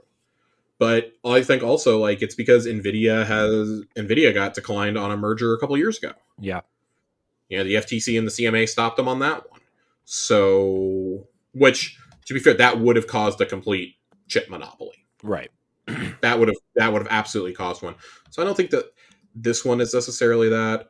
The most bizarre aspect of this entire thing, and I think one that's been like drastically underreported, is the determination by court systems to say that Nintendo is not a competitor to Oh, I Microsoft and know. Sony. Dude, there's That so is much the most Nintendo talk. laughable thing to me. It was ridiculous, man. Like, oh, it's so bad. Yeah, I'm like, Nintendo has sold more than both of your consoles combined at this point. Granted, it had a couple year head start, but like, come on, it's clearly a competitor. It's clearly like, if nothing else, Yeah. a supplemental console to these consoles, and therefore everybody's buying one, right? So, Yeah. I mean, you talk about like exclusives, like there's no console that moves exclusives like the Switch does. I know.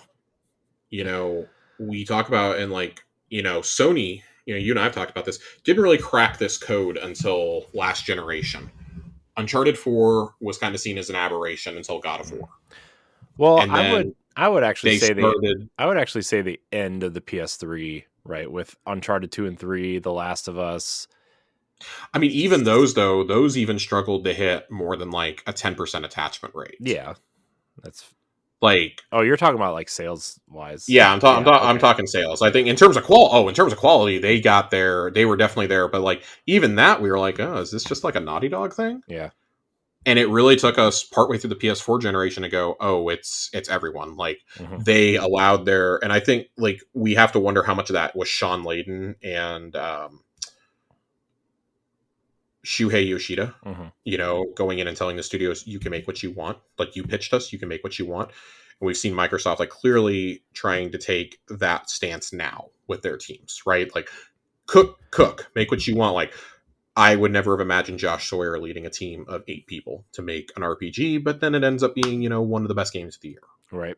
He's the director of Fallout New Vegas. He's the director of Pillars of Eternity. I expect him to be helming something like Avowed. Right. Not this. Not Pentiment. Which, yeah. Great. But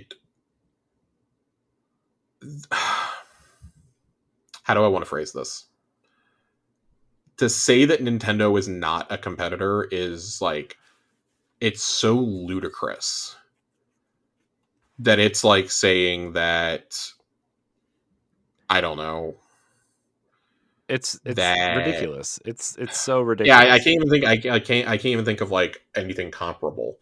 But it's like, so you're saying that because they're like a little underpowered, that they're not a competitor. So it's like saying that DreamWorks is not a competitor to Pixar. Yeah. Because their animation like doesn't look as good. Yeah. And they're not backed by Disney. Like, okay, so how is it that they outsell the Xbox by like 2-1 and they're not a competitor? I mean, I think it's more than that at this point. It's about there. Well, if you're comparing just Series X and S, then yeah. Yeah. Well, I guess they're outselling like 5-1 if you look at that. Yeah. I mean, if you I guess if you like count the Xbox One and the Xbox Series, then yeah, I guess 2-1. Yeah, somebody added up, if you did consoles across the board, like just trying to dispel this argument, it's like if you combine PS4 and PS5 sales, they're roughly at about 155 million. Yeah. Switch and Wii U sales combined about 140-ish. Series XS and One, 80 million. Mm-hmm. If anything, Nintendo is more of a competitor to Sony than Microsoft is. Yeah. That's why, like, when people are talking about, oh, this is going to monopolize things, like, no, this is maybe going to pull Microsoft's market share in line with Nintendo, who's supposedly number 2. Yeah. Like, this might make number 2 competitive. Yeah. Like, Sony still leads by, like, such a large margin. Yeah. So, I just think, like, to say that Nintendo's not a competitor and to say that this is going to cause a monopoly, like, both of those arguments are just, like, kind of asinine. And it's like, those are arguments I think that fanboys make. Yeah. To try and make themselves feel better. Yeah. It's like, it's as ludicrous as saying that the Amazon Luna is a competitor at this point.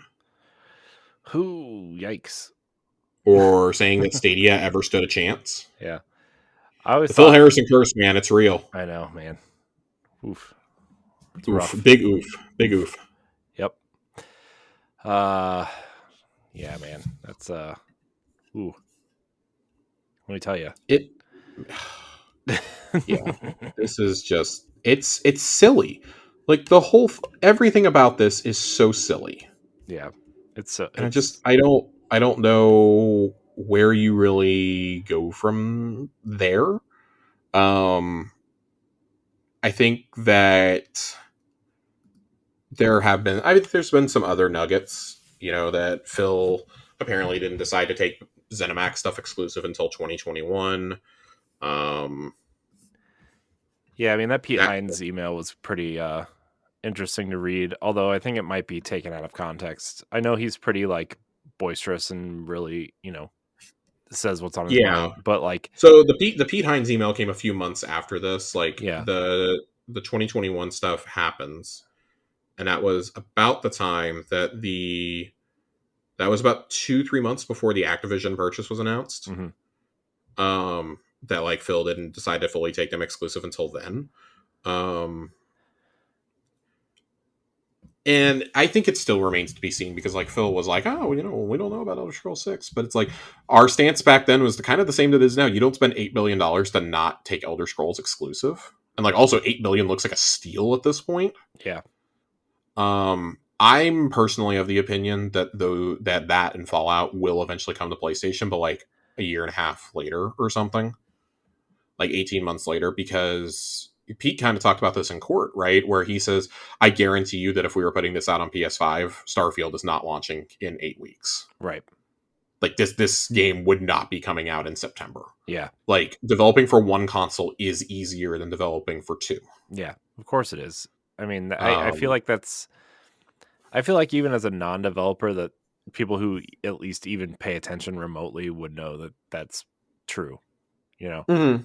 I mean, look how polished. Like going back to the Nintendo argument for a minute, like look how polished Nintendo games are compared to every other game on that console that Right. is multi-platform. Or like look at how polished Sony's exclusives are compared to something like, I mean, Cyberpunk. Even at launch, right? Like that was it. It's just the one console thing clearly has its advantages.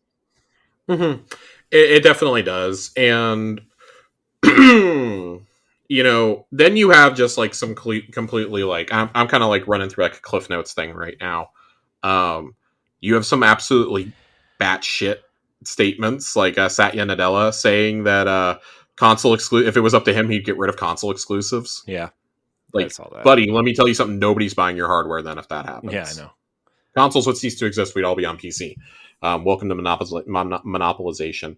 Sony accidentally had some stuff unredacted. Whoever was doing the redactions did them with a Sharpie, Yeah. Oh my gosh. revealing that both Last of Us Part 2 and Horizon Forbidden West cost over $200 million to produce. Those games have also generated like $300 million in profit apiece. Yeah. Should not be shocking to anybody to see the statistics. I mean, those games are just wild sellers, and they're not even like selling as good as God of War Ragnarok did. Yeah. So, Microsoft at one point considered purchasing Square Enix back in 2019, which we talk about the things that I'm thankful did not happen. I'm very thankful that didn't happen. Yeah. Um, It's like, just weird, first of all. it's not even that it's weird. It's just that I feel like I've made the case enough today that I don't mind. Well, I don't like, but I don't mind acquisitions if it's a company you have a long history with. Yeah. They do not have that history with Square. Now, I will say the one upside if Microsoft were to have purchased Square is that I think they would have kept Final Fantasy on every platform. Dragon Quest would have gone on every platform, Mm-hmm. but they would have kept the Nintendo deals in place for things like Brave Early Default and just been like, oh, well, these are going to come to Xbox also now, by the way. Triangle Strategy coming to Xbox. Yeah.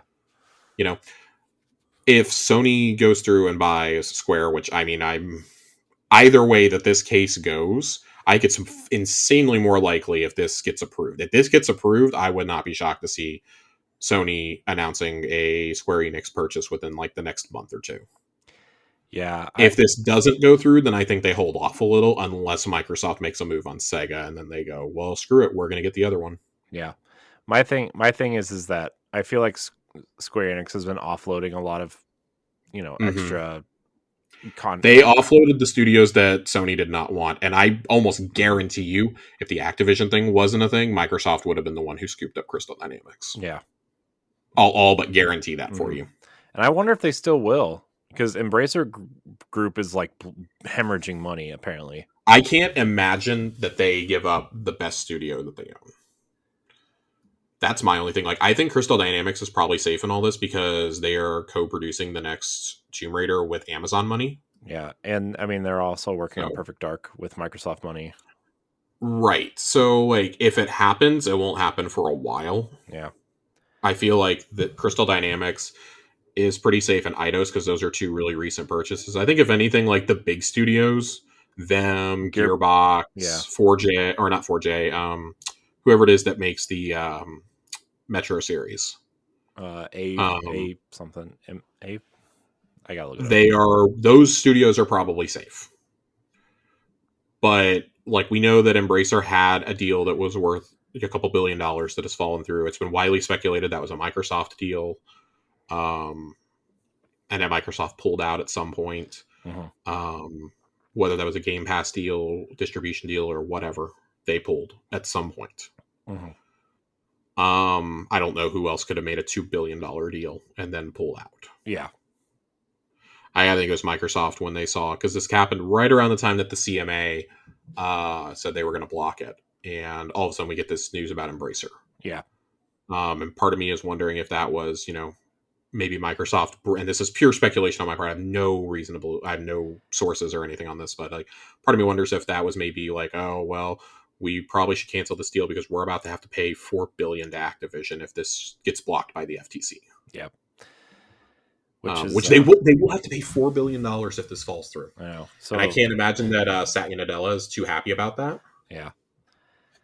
Maybe. I think that the message will be you need to make guaranteed bets going forward, and that's why I expect, like, if this falls through, smaller studios are to play again. Like something like, as much as I like Supergiant, okay, I want to be really clear, I like Supergiant games being on every platform.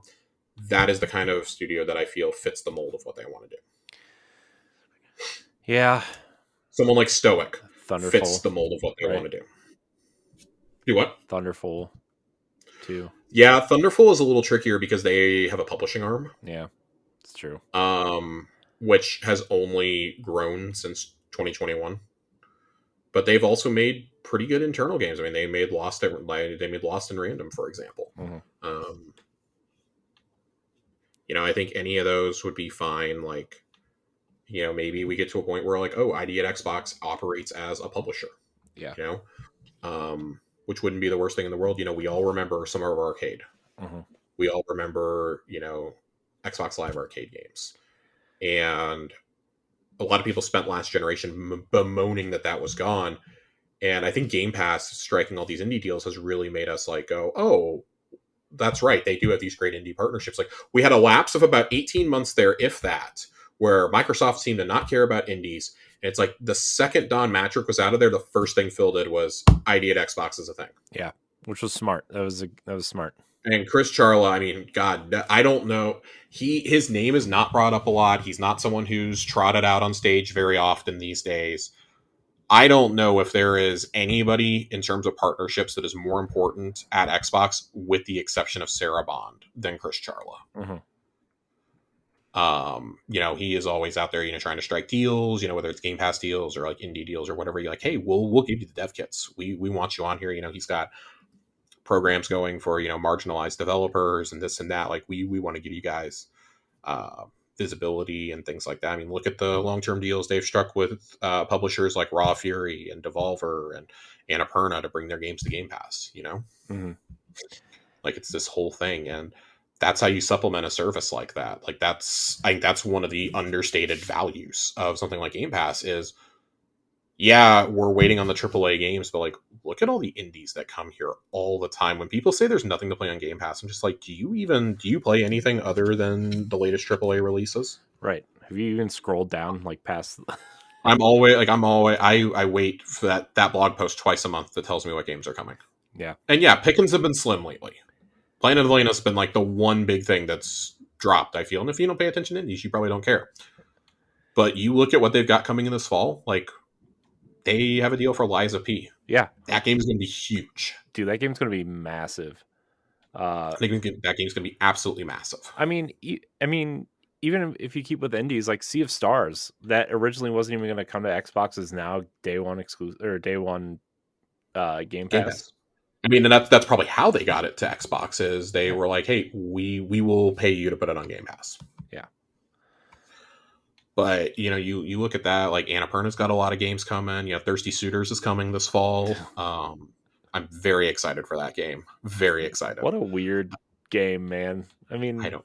You know what? Annapurna publishes a game, and I just play it. Okay. I mean, that's fair. I'm very I mean, easy. I'm very easy to please here. You and Stephanie both are like hardcore Annapurna. Oh, dude, a little off topic, but they revealed that Blade Runner game as their first internal game, and the scream that left my mouth, Corey. Yeah. So, what is that game anyway? Don't know. Yeah, they didn't really show anything of it. I just saw your tweet, and I was like, oh, Josh is excited. Annapurna is making a Blade Runner game. I'm very excited. It's the first Blade Runner game in like 25 years. Yeah, something like that. I am extremely excited for this. I feel like anybody who knows me really, really well knows that I love like that futuristic, like grounded in reality sci-fi. Yeah. It's why Cyberpunk was such a big deal for me. But I really love the Blade Runner movies. Yeah. Nothing has had like as much impact on like my way of like thinking about sci-fi outside of Star Wars than Blade Runner has. Mm-hmm. So I'm really excited. It's sandwiched almost perfectly between the two movies. Yeah. In terms of when it's going to take place in 2033, I believe, right around the time that the anime took place.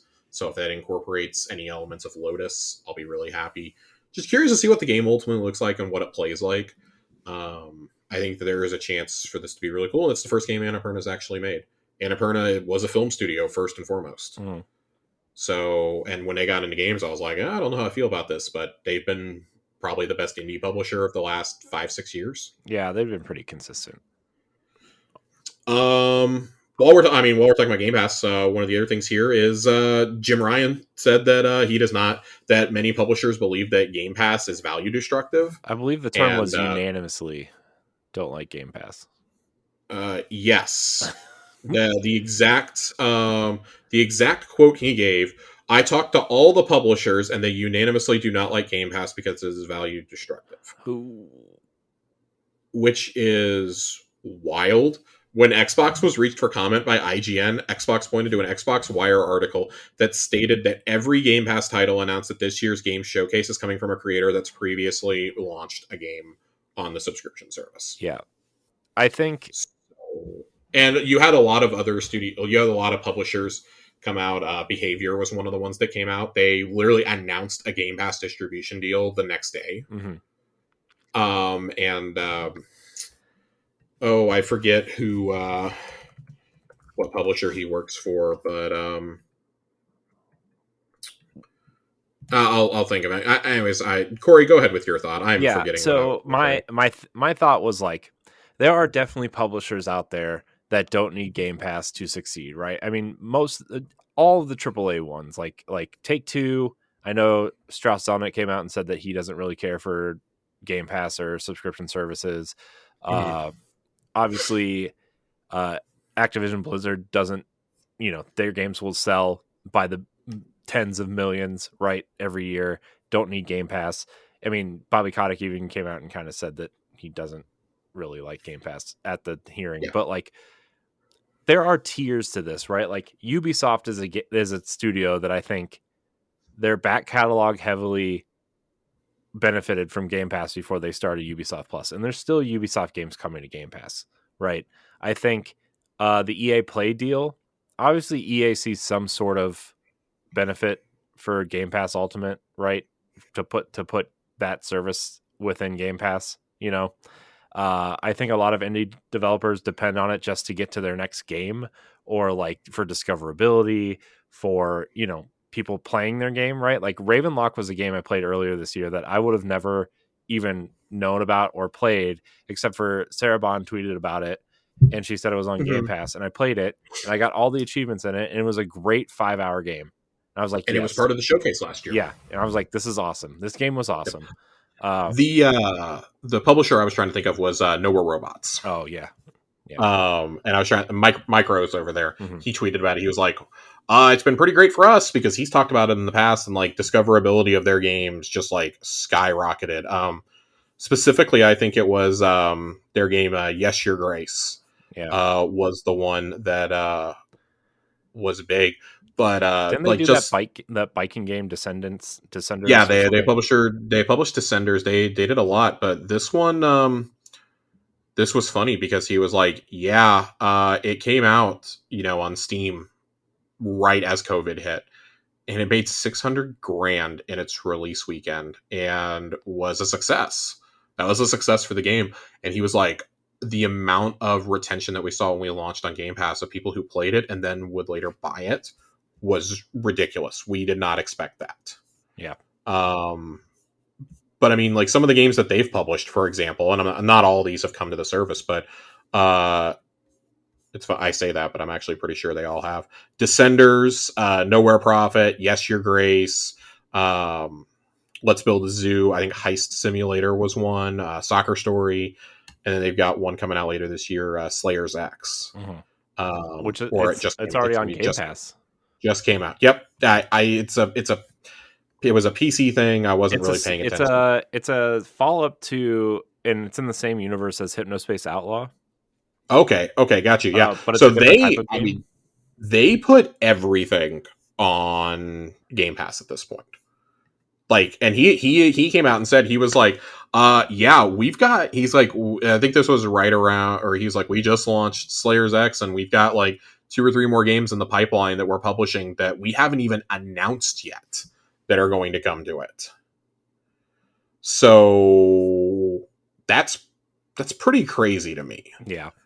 Like, and I mean, like, there's definitely an argument to be made that it benefits indie publishers way more than it does AAA's. But I mean, he's been like, it's been great for our creators. Like, we took a whim on it. We were like, dang, the discoverability of our games just skyrocketed. Well, the other type of games too, like Outriders, when it came out, right? Game Pass game. Mm-hmm. It was, I mean, I know some people had their fun with it, and like some people didn't liked it more than others, but like that game found a following because Game Pass and then word of mouth to PlayStation players, and I really liked Outriders, and I don't know. I just wish that game. I mean, I have my own gripes with Outriders, but it's more of Square Enix's management of People Can Fly. Oh yeah.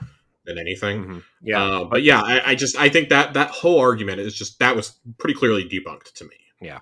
I really I mean, why would Sega be making a long-term deal? Like, Sega just they put 2 of the best RPGs of the last 15 years onto that service right away. And that's not counting the Yakuza games, right? Right. They put Persona 4 and Persona 5 in their complete editions.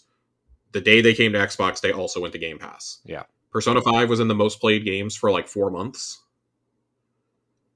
I loved Persona 5 so much. Like, I've spoken at length on almost every podcast for the last 8-9 months about how much I loved this game. It is one of the only times I can remember that I played a game on Game Pass because I tried it on PlayStation. I didn't like it years ago. Gave it another shot with Royale with all the quality of life changes. I beat the game, and that next weekend I went out and I bought the launch special edition of it on Xbox so that I could have the Steelbook on my shelf, knowing that I was never going to crack that disc open. Because I liked it that much, and I was going to be one of those people who was like, no, we want these games on Xbox. Like, there is an audience for these on Xbox. Yeah. And to be fair, like, even the games on Xbox that I really, really love, or on Game Pass that I really love, I will end up buying because I want to support it that much more, right? So I did that for a long time, and then I realized I was playing and loving way too many games. I mean, Tunic was one of my favorite games of 2021, and it was a Game Pass game. Mm-hmm. 2021 is that when that came out? Yeah. Was it 21 or was it 22? Because Death's Door came out before. Tunic. It was last year. It was last year. Because Death's Door was 2021. Yeah. Which was a game that I fell in love with because of Game Pass also. Yep. But yeah, Tunic was my indie game last year. I couldn't believe that Stray got all the credit over it. But, I look at something like that and I go, man, I don't mind the new PS Plus. I don't mind extra and whatnot. But this service could be so much more if they had even a fraction of the indie deals that Microsoft has. that service could be just insanely better. Yeah. The last one for me that was really funny out of Jim Ryan's testimony was him admitting in an email that Starfield being exclusive on Xbox is not anti-competitive. They're like, I don't like it, but it's not an anti-competitive move. Like, they basically did what we would have done, essentially. Like, they did exactly what we would have done. Mm-hmm. Yeah. I found that to be really funny. Because that's been a big thing. Like, you know, his exact quote was, I don't like it, but I fundamentally have no quarrel with it. That, you know, that's just like, oh, yeah, that's pretty funny, actually. I don't like it. It's not anti-competitive. I mean, hey, if you guys want Redfall, you can have Redfall. Let me tell you, you are more than welcome to it. I'm sure they would love to sell it on PlayStation now just to recoup some costs at some point. Oh my god, can you imagine, even just for the memes? Mm-hmm. I don't know. I think we're kind of like running out of. We covered a lot of day 1 and 2 already when we were talking earlier at the beginning, but some of the other classic things that were said. Phil Spencer literally trying to swear under oath. Mm-hmm. Judge Corley reminded Spencer he was under oath. He said, I will raise my hand. I will do whatever it takes. We have no plan. I'm making a commitment standing here that we will not pull Call of Duty. It is in my testimony from PlayStation. Mm-hmm.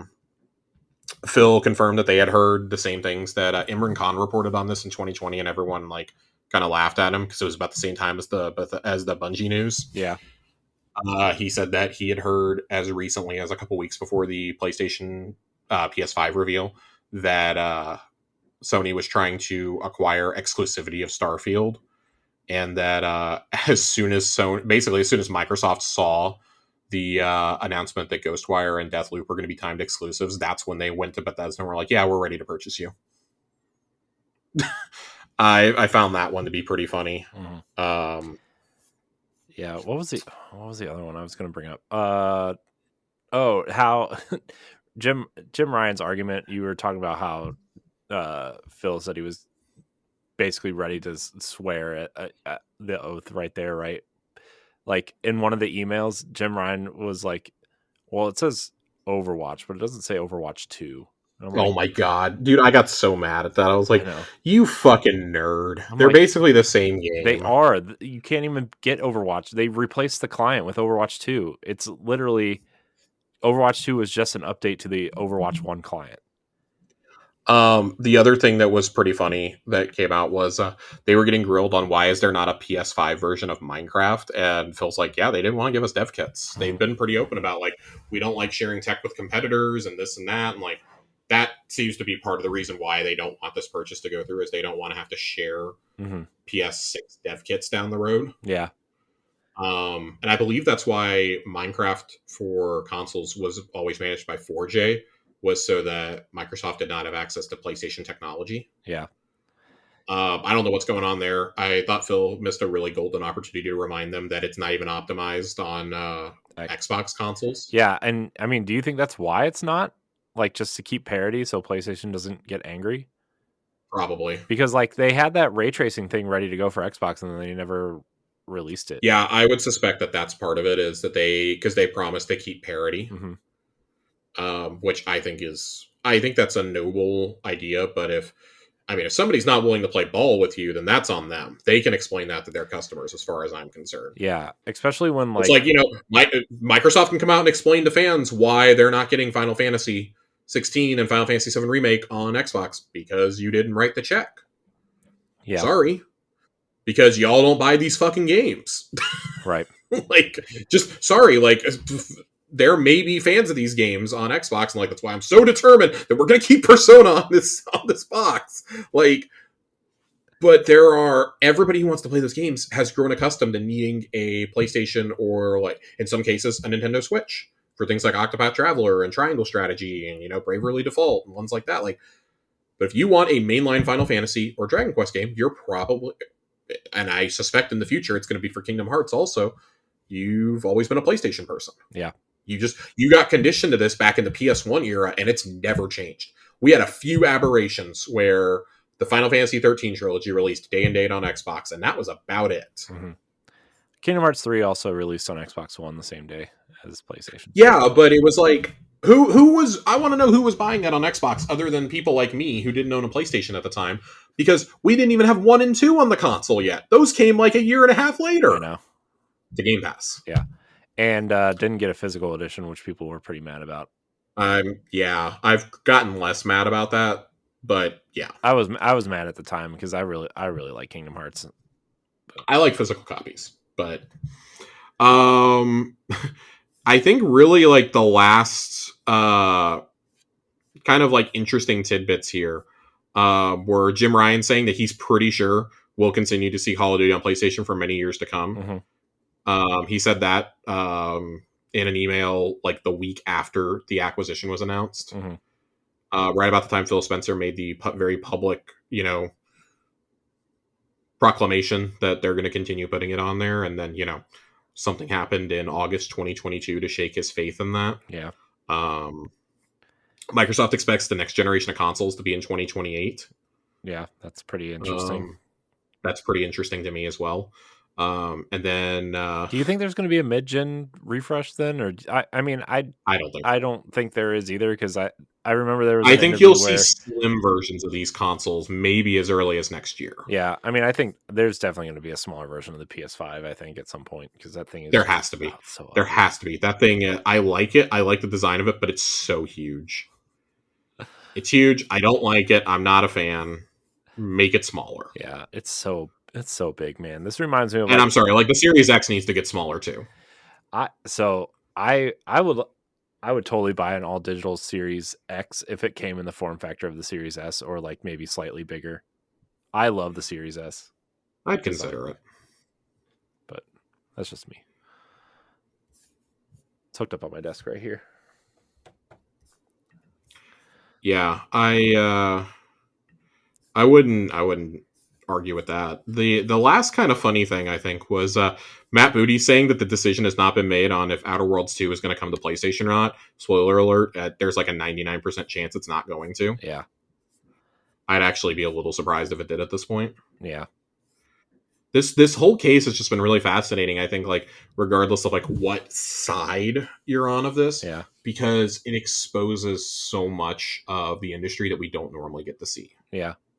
Yeah, it's all the information that has come out is pretty fascinating. Like, even if a lot of it was supposed to be redacted. Yeah, I mean the PlayStation stuff was super interesting. The Xbox, like the Indiana Jones thing, was really interesting to hear. Yeah, I think overall, like, I think the big concern, like if this deal doesn't go through, is someone still going to try to buy ABK, and is that going to be someone like either some foreign entity that maybe doesn't need to be in there, right? Like, because like I know like the Saudi government is very involved in trying to be in games and stuff, and like they even have some internal studios within the government now making games supposedly, and like they had some ex-director from EA even go over there to head up studios. Like, are we concerned about that? Or I mean, that seems kind of like Tencent. Would Tencent come in and try to buy ABK? Like, is that something that people should be concerned about? I don't know. I mean, we kind of touched on that when the deal was first announced, but like, it just seems like this kind of thing is growing in concern. Yeah, I don't know. I don't know. I'm fascinated to see what the decision is this week, because I believe the judge wanted final arguments in by the 8th at the latest. Yeah. The FTC was trying to hold it until like the last possible second, and the judge is like, "Yeah, we're not going to do that. Yeah. We're going to let the companies figure out what they want to do."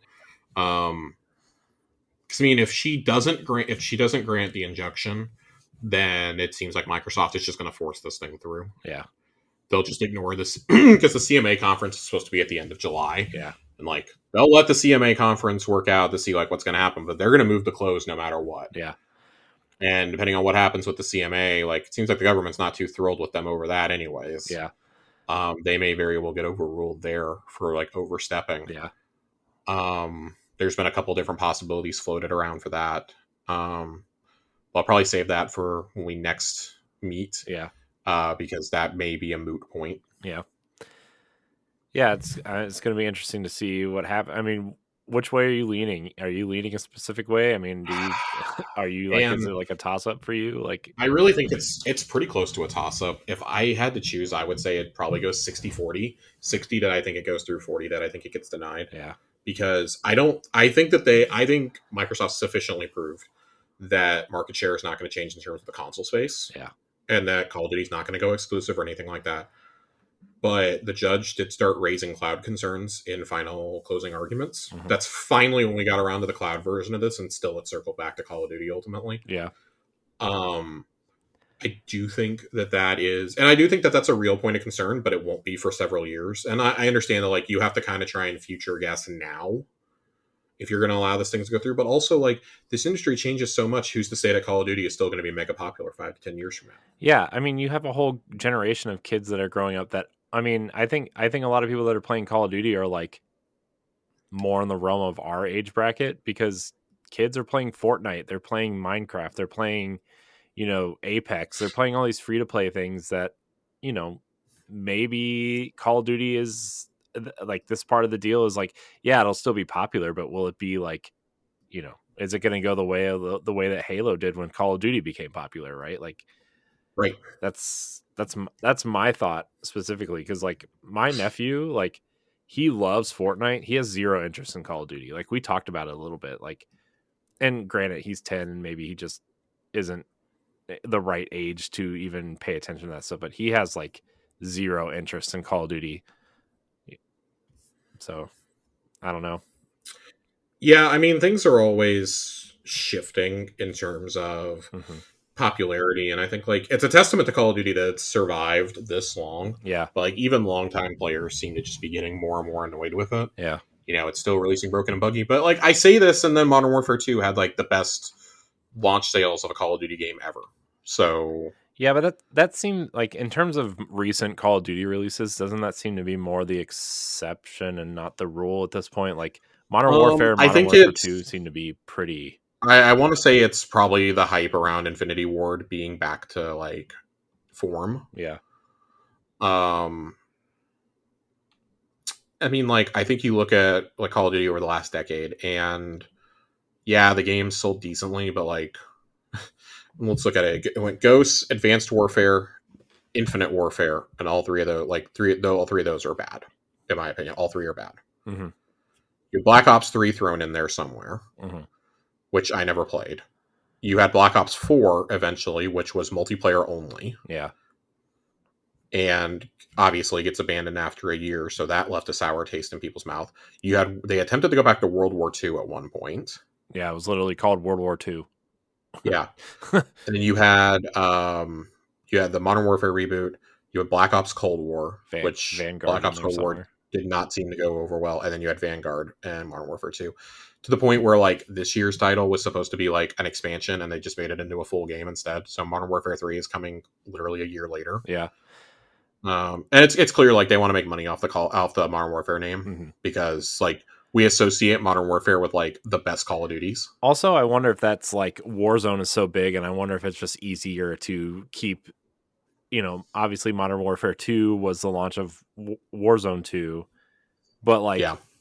They were reporting so many problems with like so many eras of games that use different engines and trying to work that into Warzone, right? Like, yeah, I wonder if that has anything to do with it also, because I think that's got to be part of it. And like that, I think that's one of the more curious things about, like, if this deal goes through, like, how does the Call of Duty franchise change? Because I think it's no secret that Phil is going to walk in there and say, we are shifting to, like, an every 2 or 3 year policy on Call of Duties. Yeah, and I also wonder if that would keep partners, like, because they have the marketing for Battlefield from EA too, right? And like, I wonder if they moved Call of Duty to every other year. I'm sure EA would be thrilled to release a Battlefield game or a Battlefront game in the off years of Call of Duty, right? Like, I'm sure they would be thrilled to not have to compete with that. Like, it also, I think, opens the door for Microsoft's own franchises to, like, get some of the thunder on those off years. Like, oh, let's announce a huge Halo expansion. Let's put out, a Quake reboot or Gear 6 or something like that. Like, You're not having to you're not cannibalizing your own sales because Mm-hmm. you own Call of Duty. Call of Duty's going to run roughshod over everything, Mm-hmm. Especially if they and it's support just it over 2 years plus Warzone with yeah. that, right? Like, We've seen it for enough years now, and like that frees up a bunch of the support studios. Also, Activision itself is basically just Call of Duty at this point. yeah, They have like 8 support studios on the Call of Duty franchise. yeah, That's not counting the 4 main developers. yeah. That is absurd to me. That's completely and totally absurd. Raven's on that, right? Like Raven's Yep. kind of heading up Warzone. So Raven is the Warzone studio. You have Infinity Ward, Treyarch, and Sledgehammer do Call of Duty campaigns and main releases, and then you have just every other studio is pretty much it's either been absorbed by Blizzard or it's a Call of Duty support studio exclusively at this point. Yeah, Including Toys for Bob. yeah. Sadly, Man, that's the studio that I think deserves to make something. If mm-hmm. this deal goes through, I hope Microsoft kind of takes them and kind of gives them a project to work on. Like I don't know. They did so good with Crash and Spyro. I wonder if you gave them something like Banjo, if people would be happy, you know? Banjo or Viva Pinata. Yeah. Don't forget Voodoo Vince, Phil's favorite platformer. God, if I get fucking Voodoo Vince before I get a classic rare property back, I might actually scream. We already got a classic rare property. Battletoads came out.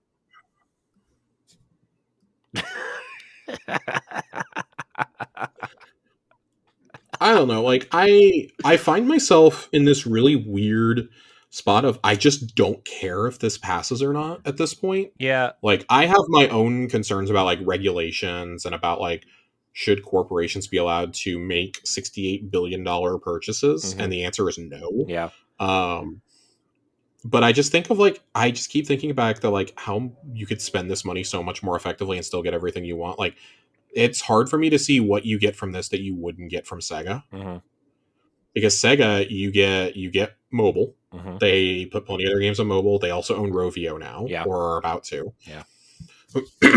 They clearly have a lot of Japanese studios that Phil wants. Phil has stated that he wants Japanese studios under the Xbox brand. That solves your problem right there. And you would also have 2 of the best known brands with the Like a Dragon series and the Persona series, as well as anything else Atlas puts out. So like Soul Hackers and Metaphor is coming, obviously Shin Megami Tensei.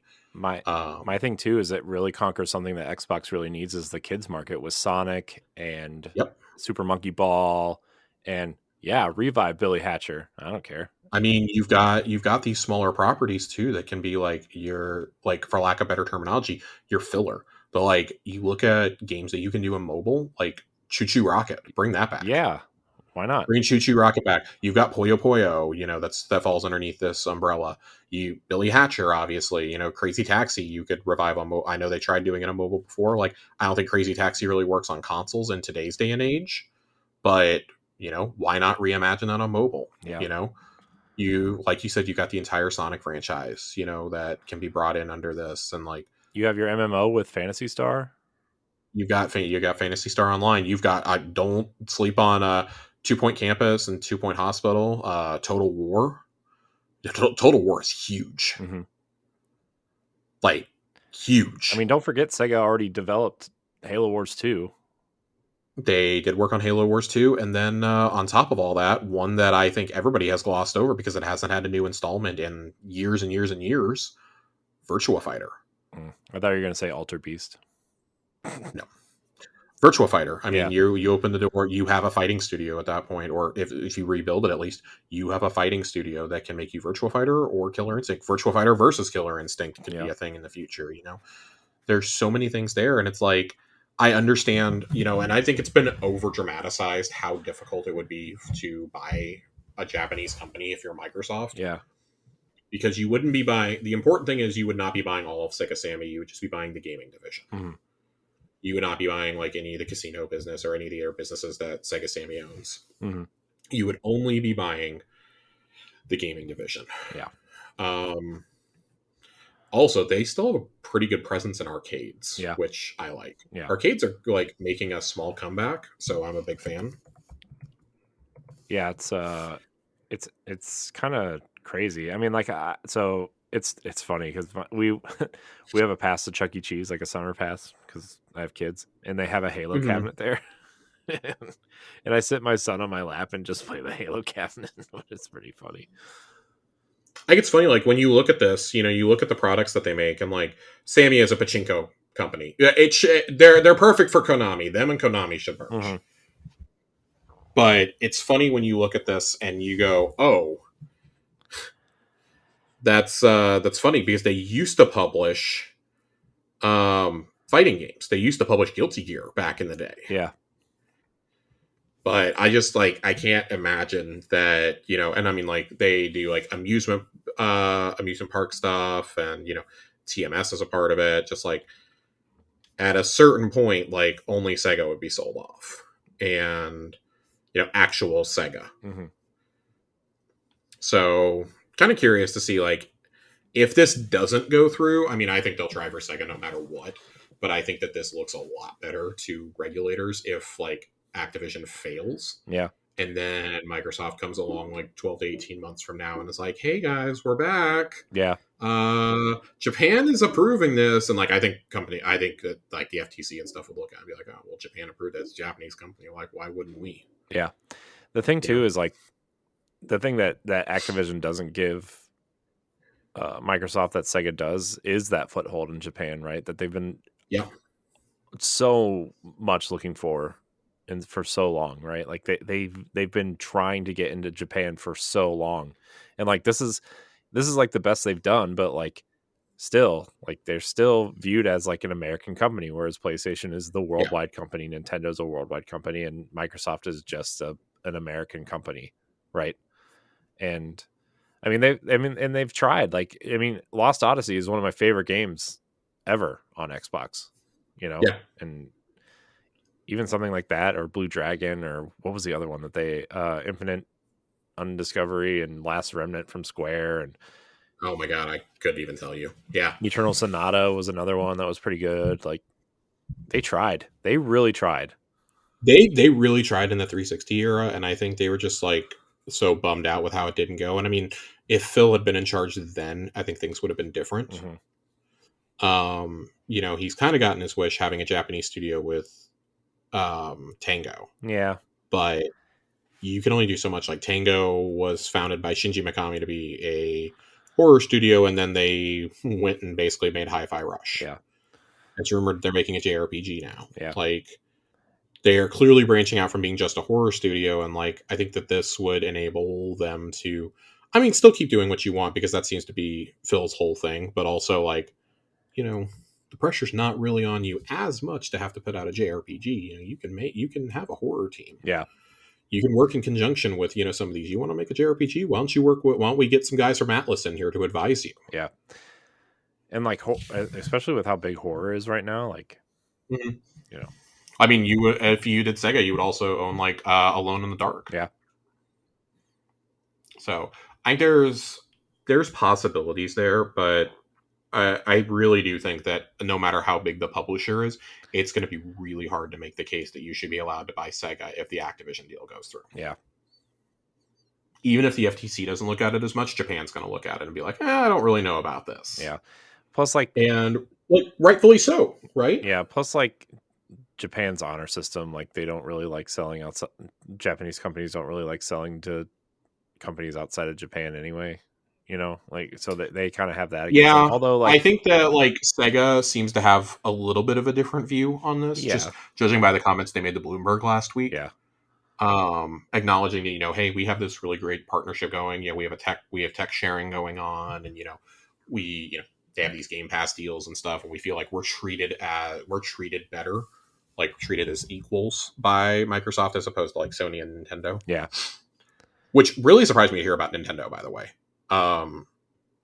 Because, and I don't know if that's just like, oh, well, being nice, because we don't know how far that talks got with Sega, but they had an acquisition deck. Yeah, we know that much, and we don't know how far that progressed. Like, that could have been something huge, or just this isn't that big of a deal. Yeah. So that's a really interesting thing that we could probably revisit if this doesn't go through. Yeah, later I on. would personally say, like, if this doesn't go through, I would expect to hear, like, within the next 12 months, Yeah. we've entered into an agreement to buy Sega. Mm-hmm. Yeah. I mean, money talks, right? Money talks. So. And that's the thing is they said, we have no intention of selling. We've heard that before. Mm-hmm. Looking at you, Bungie. Yeah. Things changed not even a year and a half later. So Yeah. I think that, if that doesn't go through, you have that to look at. And then I think just the thing that we're all wondering about is, like, what are the studios that they were talking about? Like, what deals possibly fell through? Like, you got to assume Sega's probably one of the ones that has fallen through. Yeah. Just like pure assumption, no basis for it. I'm just assuming. And if you're talking studios, like, I got to think that Certain Affinity has basically been promised we're bringing you into the fold. Yeah. I mean, Certain Affinity. Yeah. I mean, that I'm actually shocked they haven't been purchased already, unless like Max Hoberman is so dead set on being independent. But which, I mean, he very well may be, and I'd be totally okay with that. Yeah. Just don't let this turn into another BioWare situation. Yeah.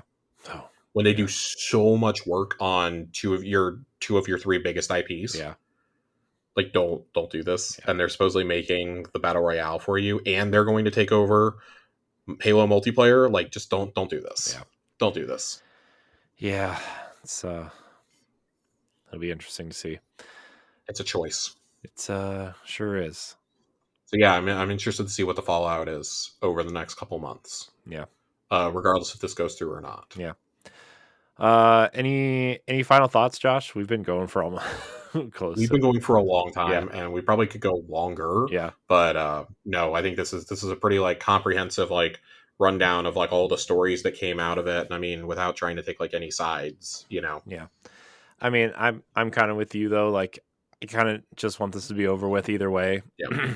I've always been of the opinion that Microsoft doesn't really need ABK in terms of, like, console space. If they're looking for mobile, they can go find someone, I'm sure. But, like, I understand the mobile argument, but, like, you cannot tell me that it's worth spending $68 billion to get the makers of Candy Crush. Right.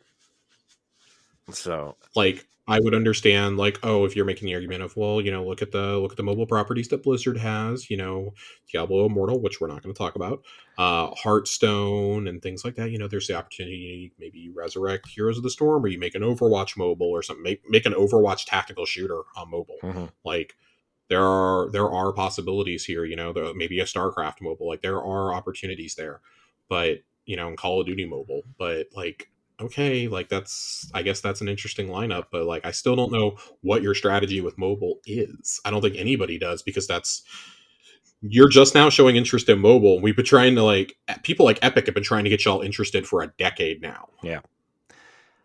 So who knows? I have one final question for you, Josh. If this does fall through, regardless of if you care about it or not, do you think this makes Microsoft look bad in any way?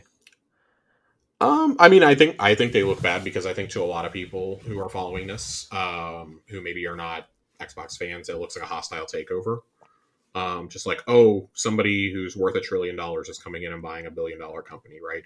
They and I think that people are right to be a little skeptical and be a little gun shy after the Bethesda incident of, oh, Starfield is now suddenly exclusive. Like, well, kind of the same thing with you guys. Like, it was just announced as coming to, next gen consoles and PC, the same way that Deathloop and Ghostwire were, and then, oh, all of a sudden those are exclusive. Yeah.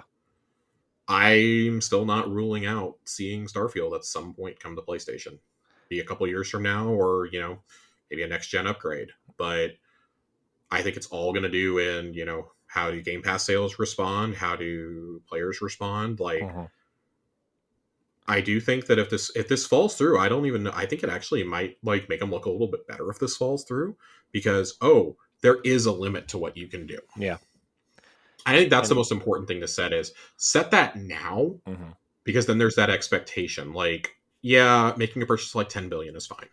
Yeah. But this, and I've said it from the beginning, I think this is a step too far. I don't see any reason why you need this, or why you're paying that much money for it. There are way better ways to spend this money and keep your reputation intact. Like, because of how you're handling, and I understand, like, it's kind of it's a damned if you do, damned if you don't. Like, you need exclusives for your platform, and you're spending all this money to get those. but you're crucified if you don't put them on everything, no matter if you buy them or not. Yeah. So I also think that they've learned a lot. This leadership team has learned a lot over the course of the last 2.5 years, right? In terms of yeah, I'll agree with that. communication and the Redfall situation and Yeah. showing games and announcing games too early and all kinds of things. And I think this is just, whether this goes through or not, they've learned a lot through this acquisition, and I think how they proceed with studios moving forward, whether it's someone like IOI or even the Sega thing that we kind of talked about, I think you're going to see some things change in terms of how they announce it or how they go about doing the acquisition, or what I mean. I just feel like this ABK thing, even from day one, they made a whole website dedicated to this acquisition, and and it was just Mm-hmm. kind of if this doesn't happen, I think that's a big kind of, okay, we got to take a step back and take a look at this. And maybe they already have too internally, right? I'm sure they have contingency plans, right? I'm sure, but Oh, they absolutely have contingency plans, yeah, and like I said, I think Sega is the contingency plan. But I mean, I still argue Sega's the bigger prize. yeah, I think Sega's more valuable yeah. to what Xbox wants to do as a brand. I think that they're infinitely the better option. I think that buying some smaller studios, and I'm not even going to mention IOI.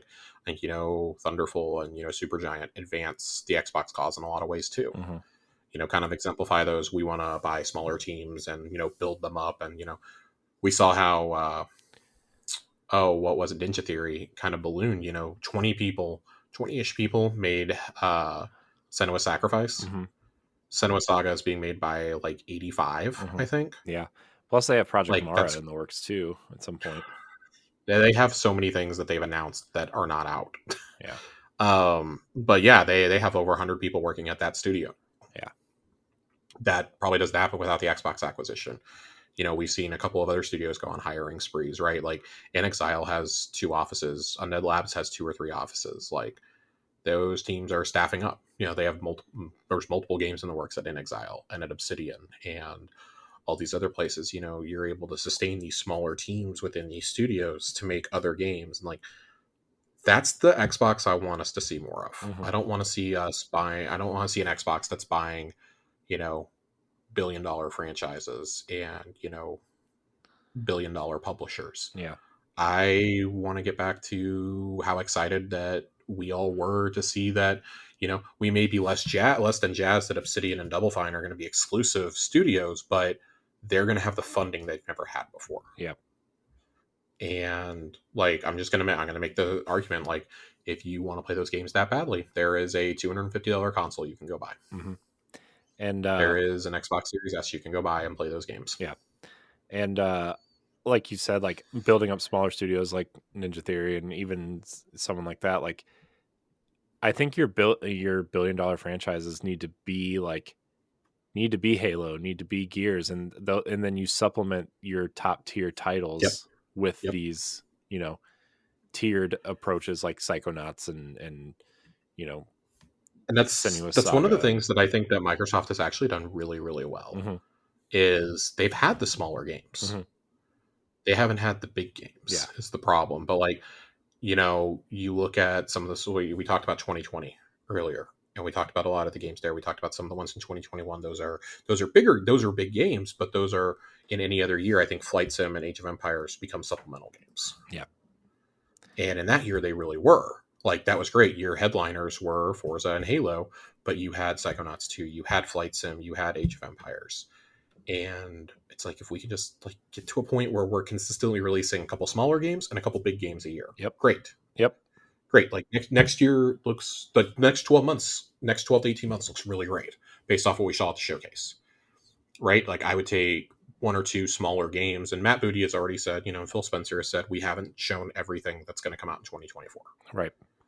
Which is great for Xbox. It's great, but I mean, if we can strike a good balance, maybe you got a couple smaller games, ready to go, or maybe Contraband suddenly becomes ready. great. Like those are that and like Towerborn are supplemental games to your Avowed and your Fable and, you know, Gear 6 or Horizon 6, whatever comes out, you know, Starfield DLCs, you know? Yep. So, yep. I agree. And I guess I kind of worry that like if Activision Blizzard goes through, like that's going to screw up some of these plans they've worked for years to execute. Yeah.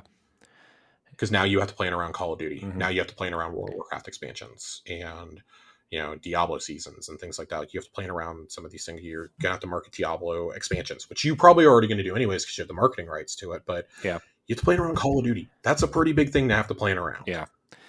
Yeah. November is basically closed off like any year that you want to release those games. Yeah, but I mean, at that point though, you could look at like Q1 and Q2, like Sony's been doing, and release your first party stuff within that window, right? Or like, which they should be doing anyways, but and then keep like Q4 for Forza and Call of Duty. Like Forza seems to be the fall anyway, right? So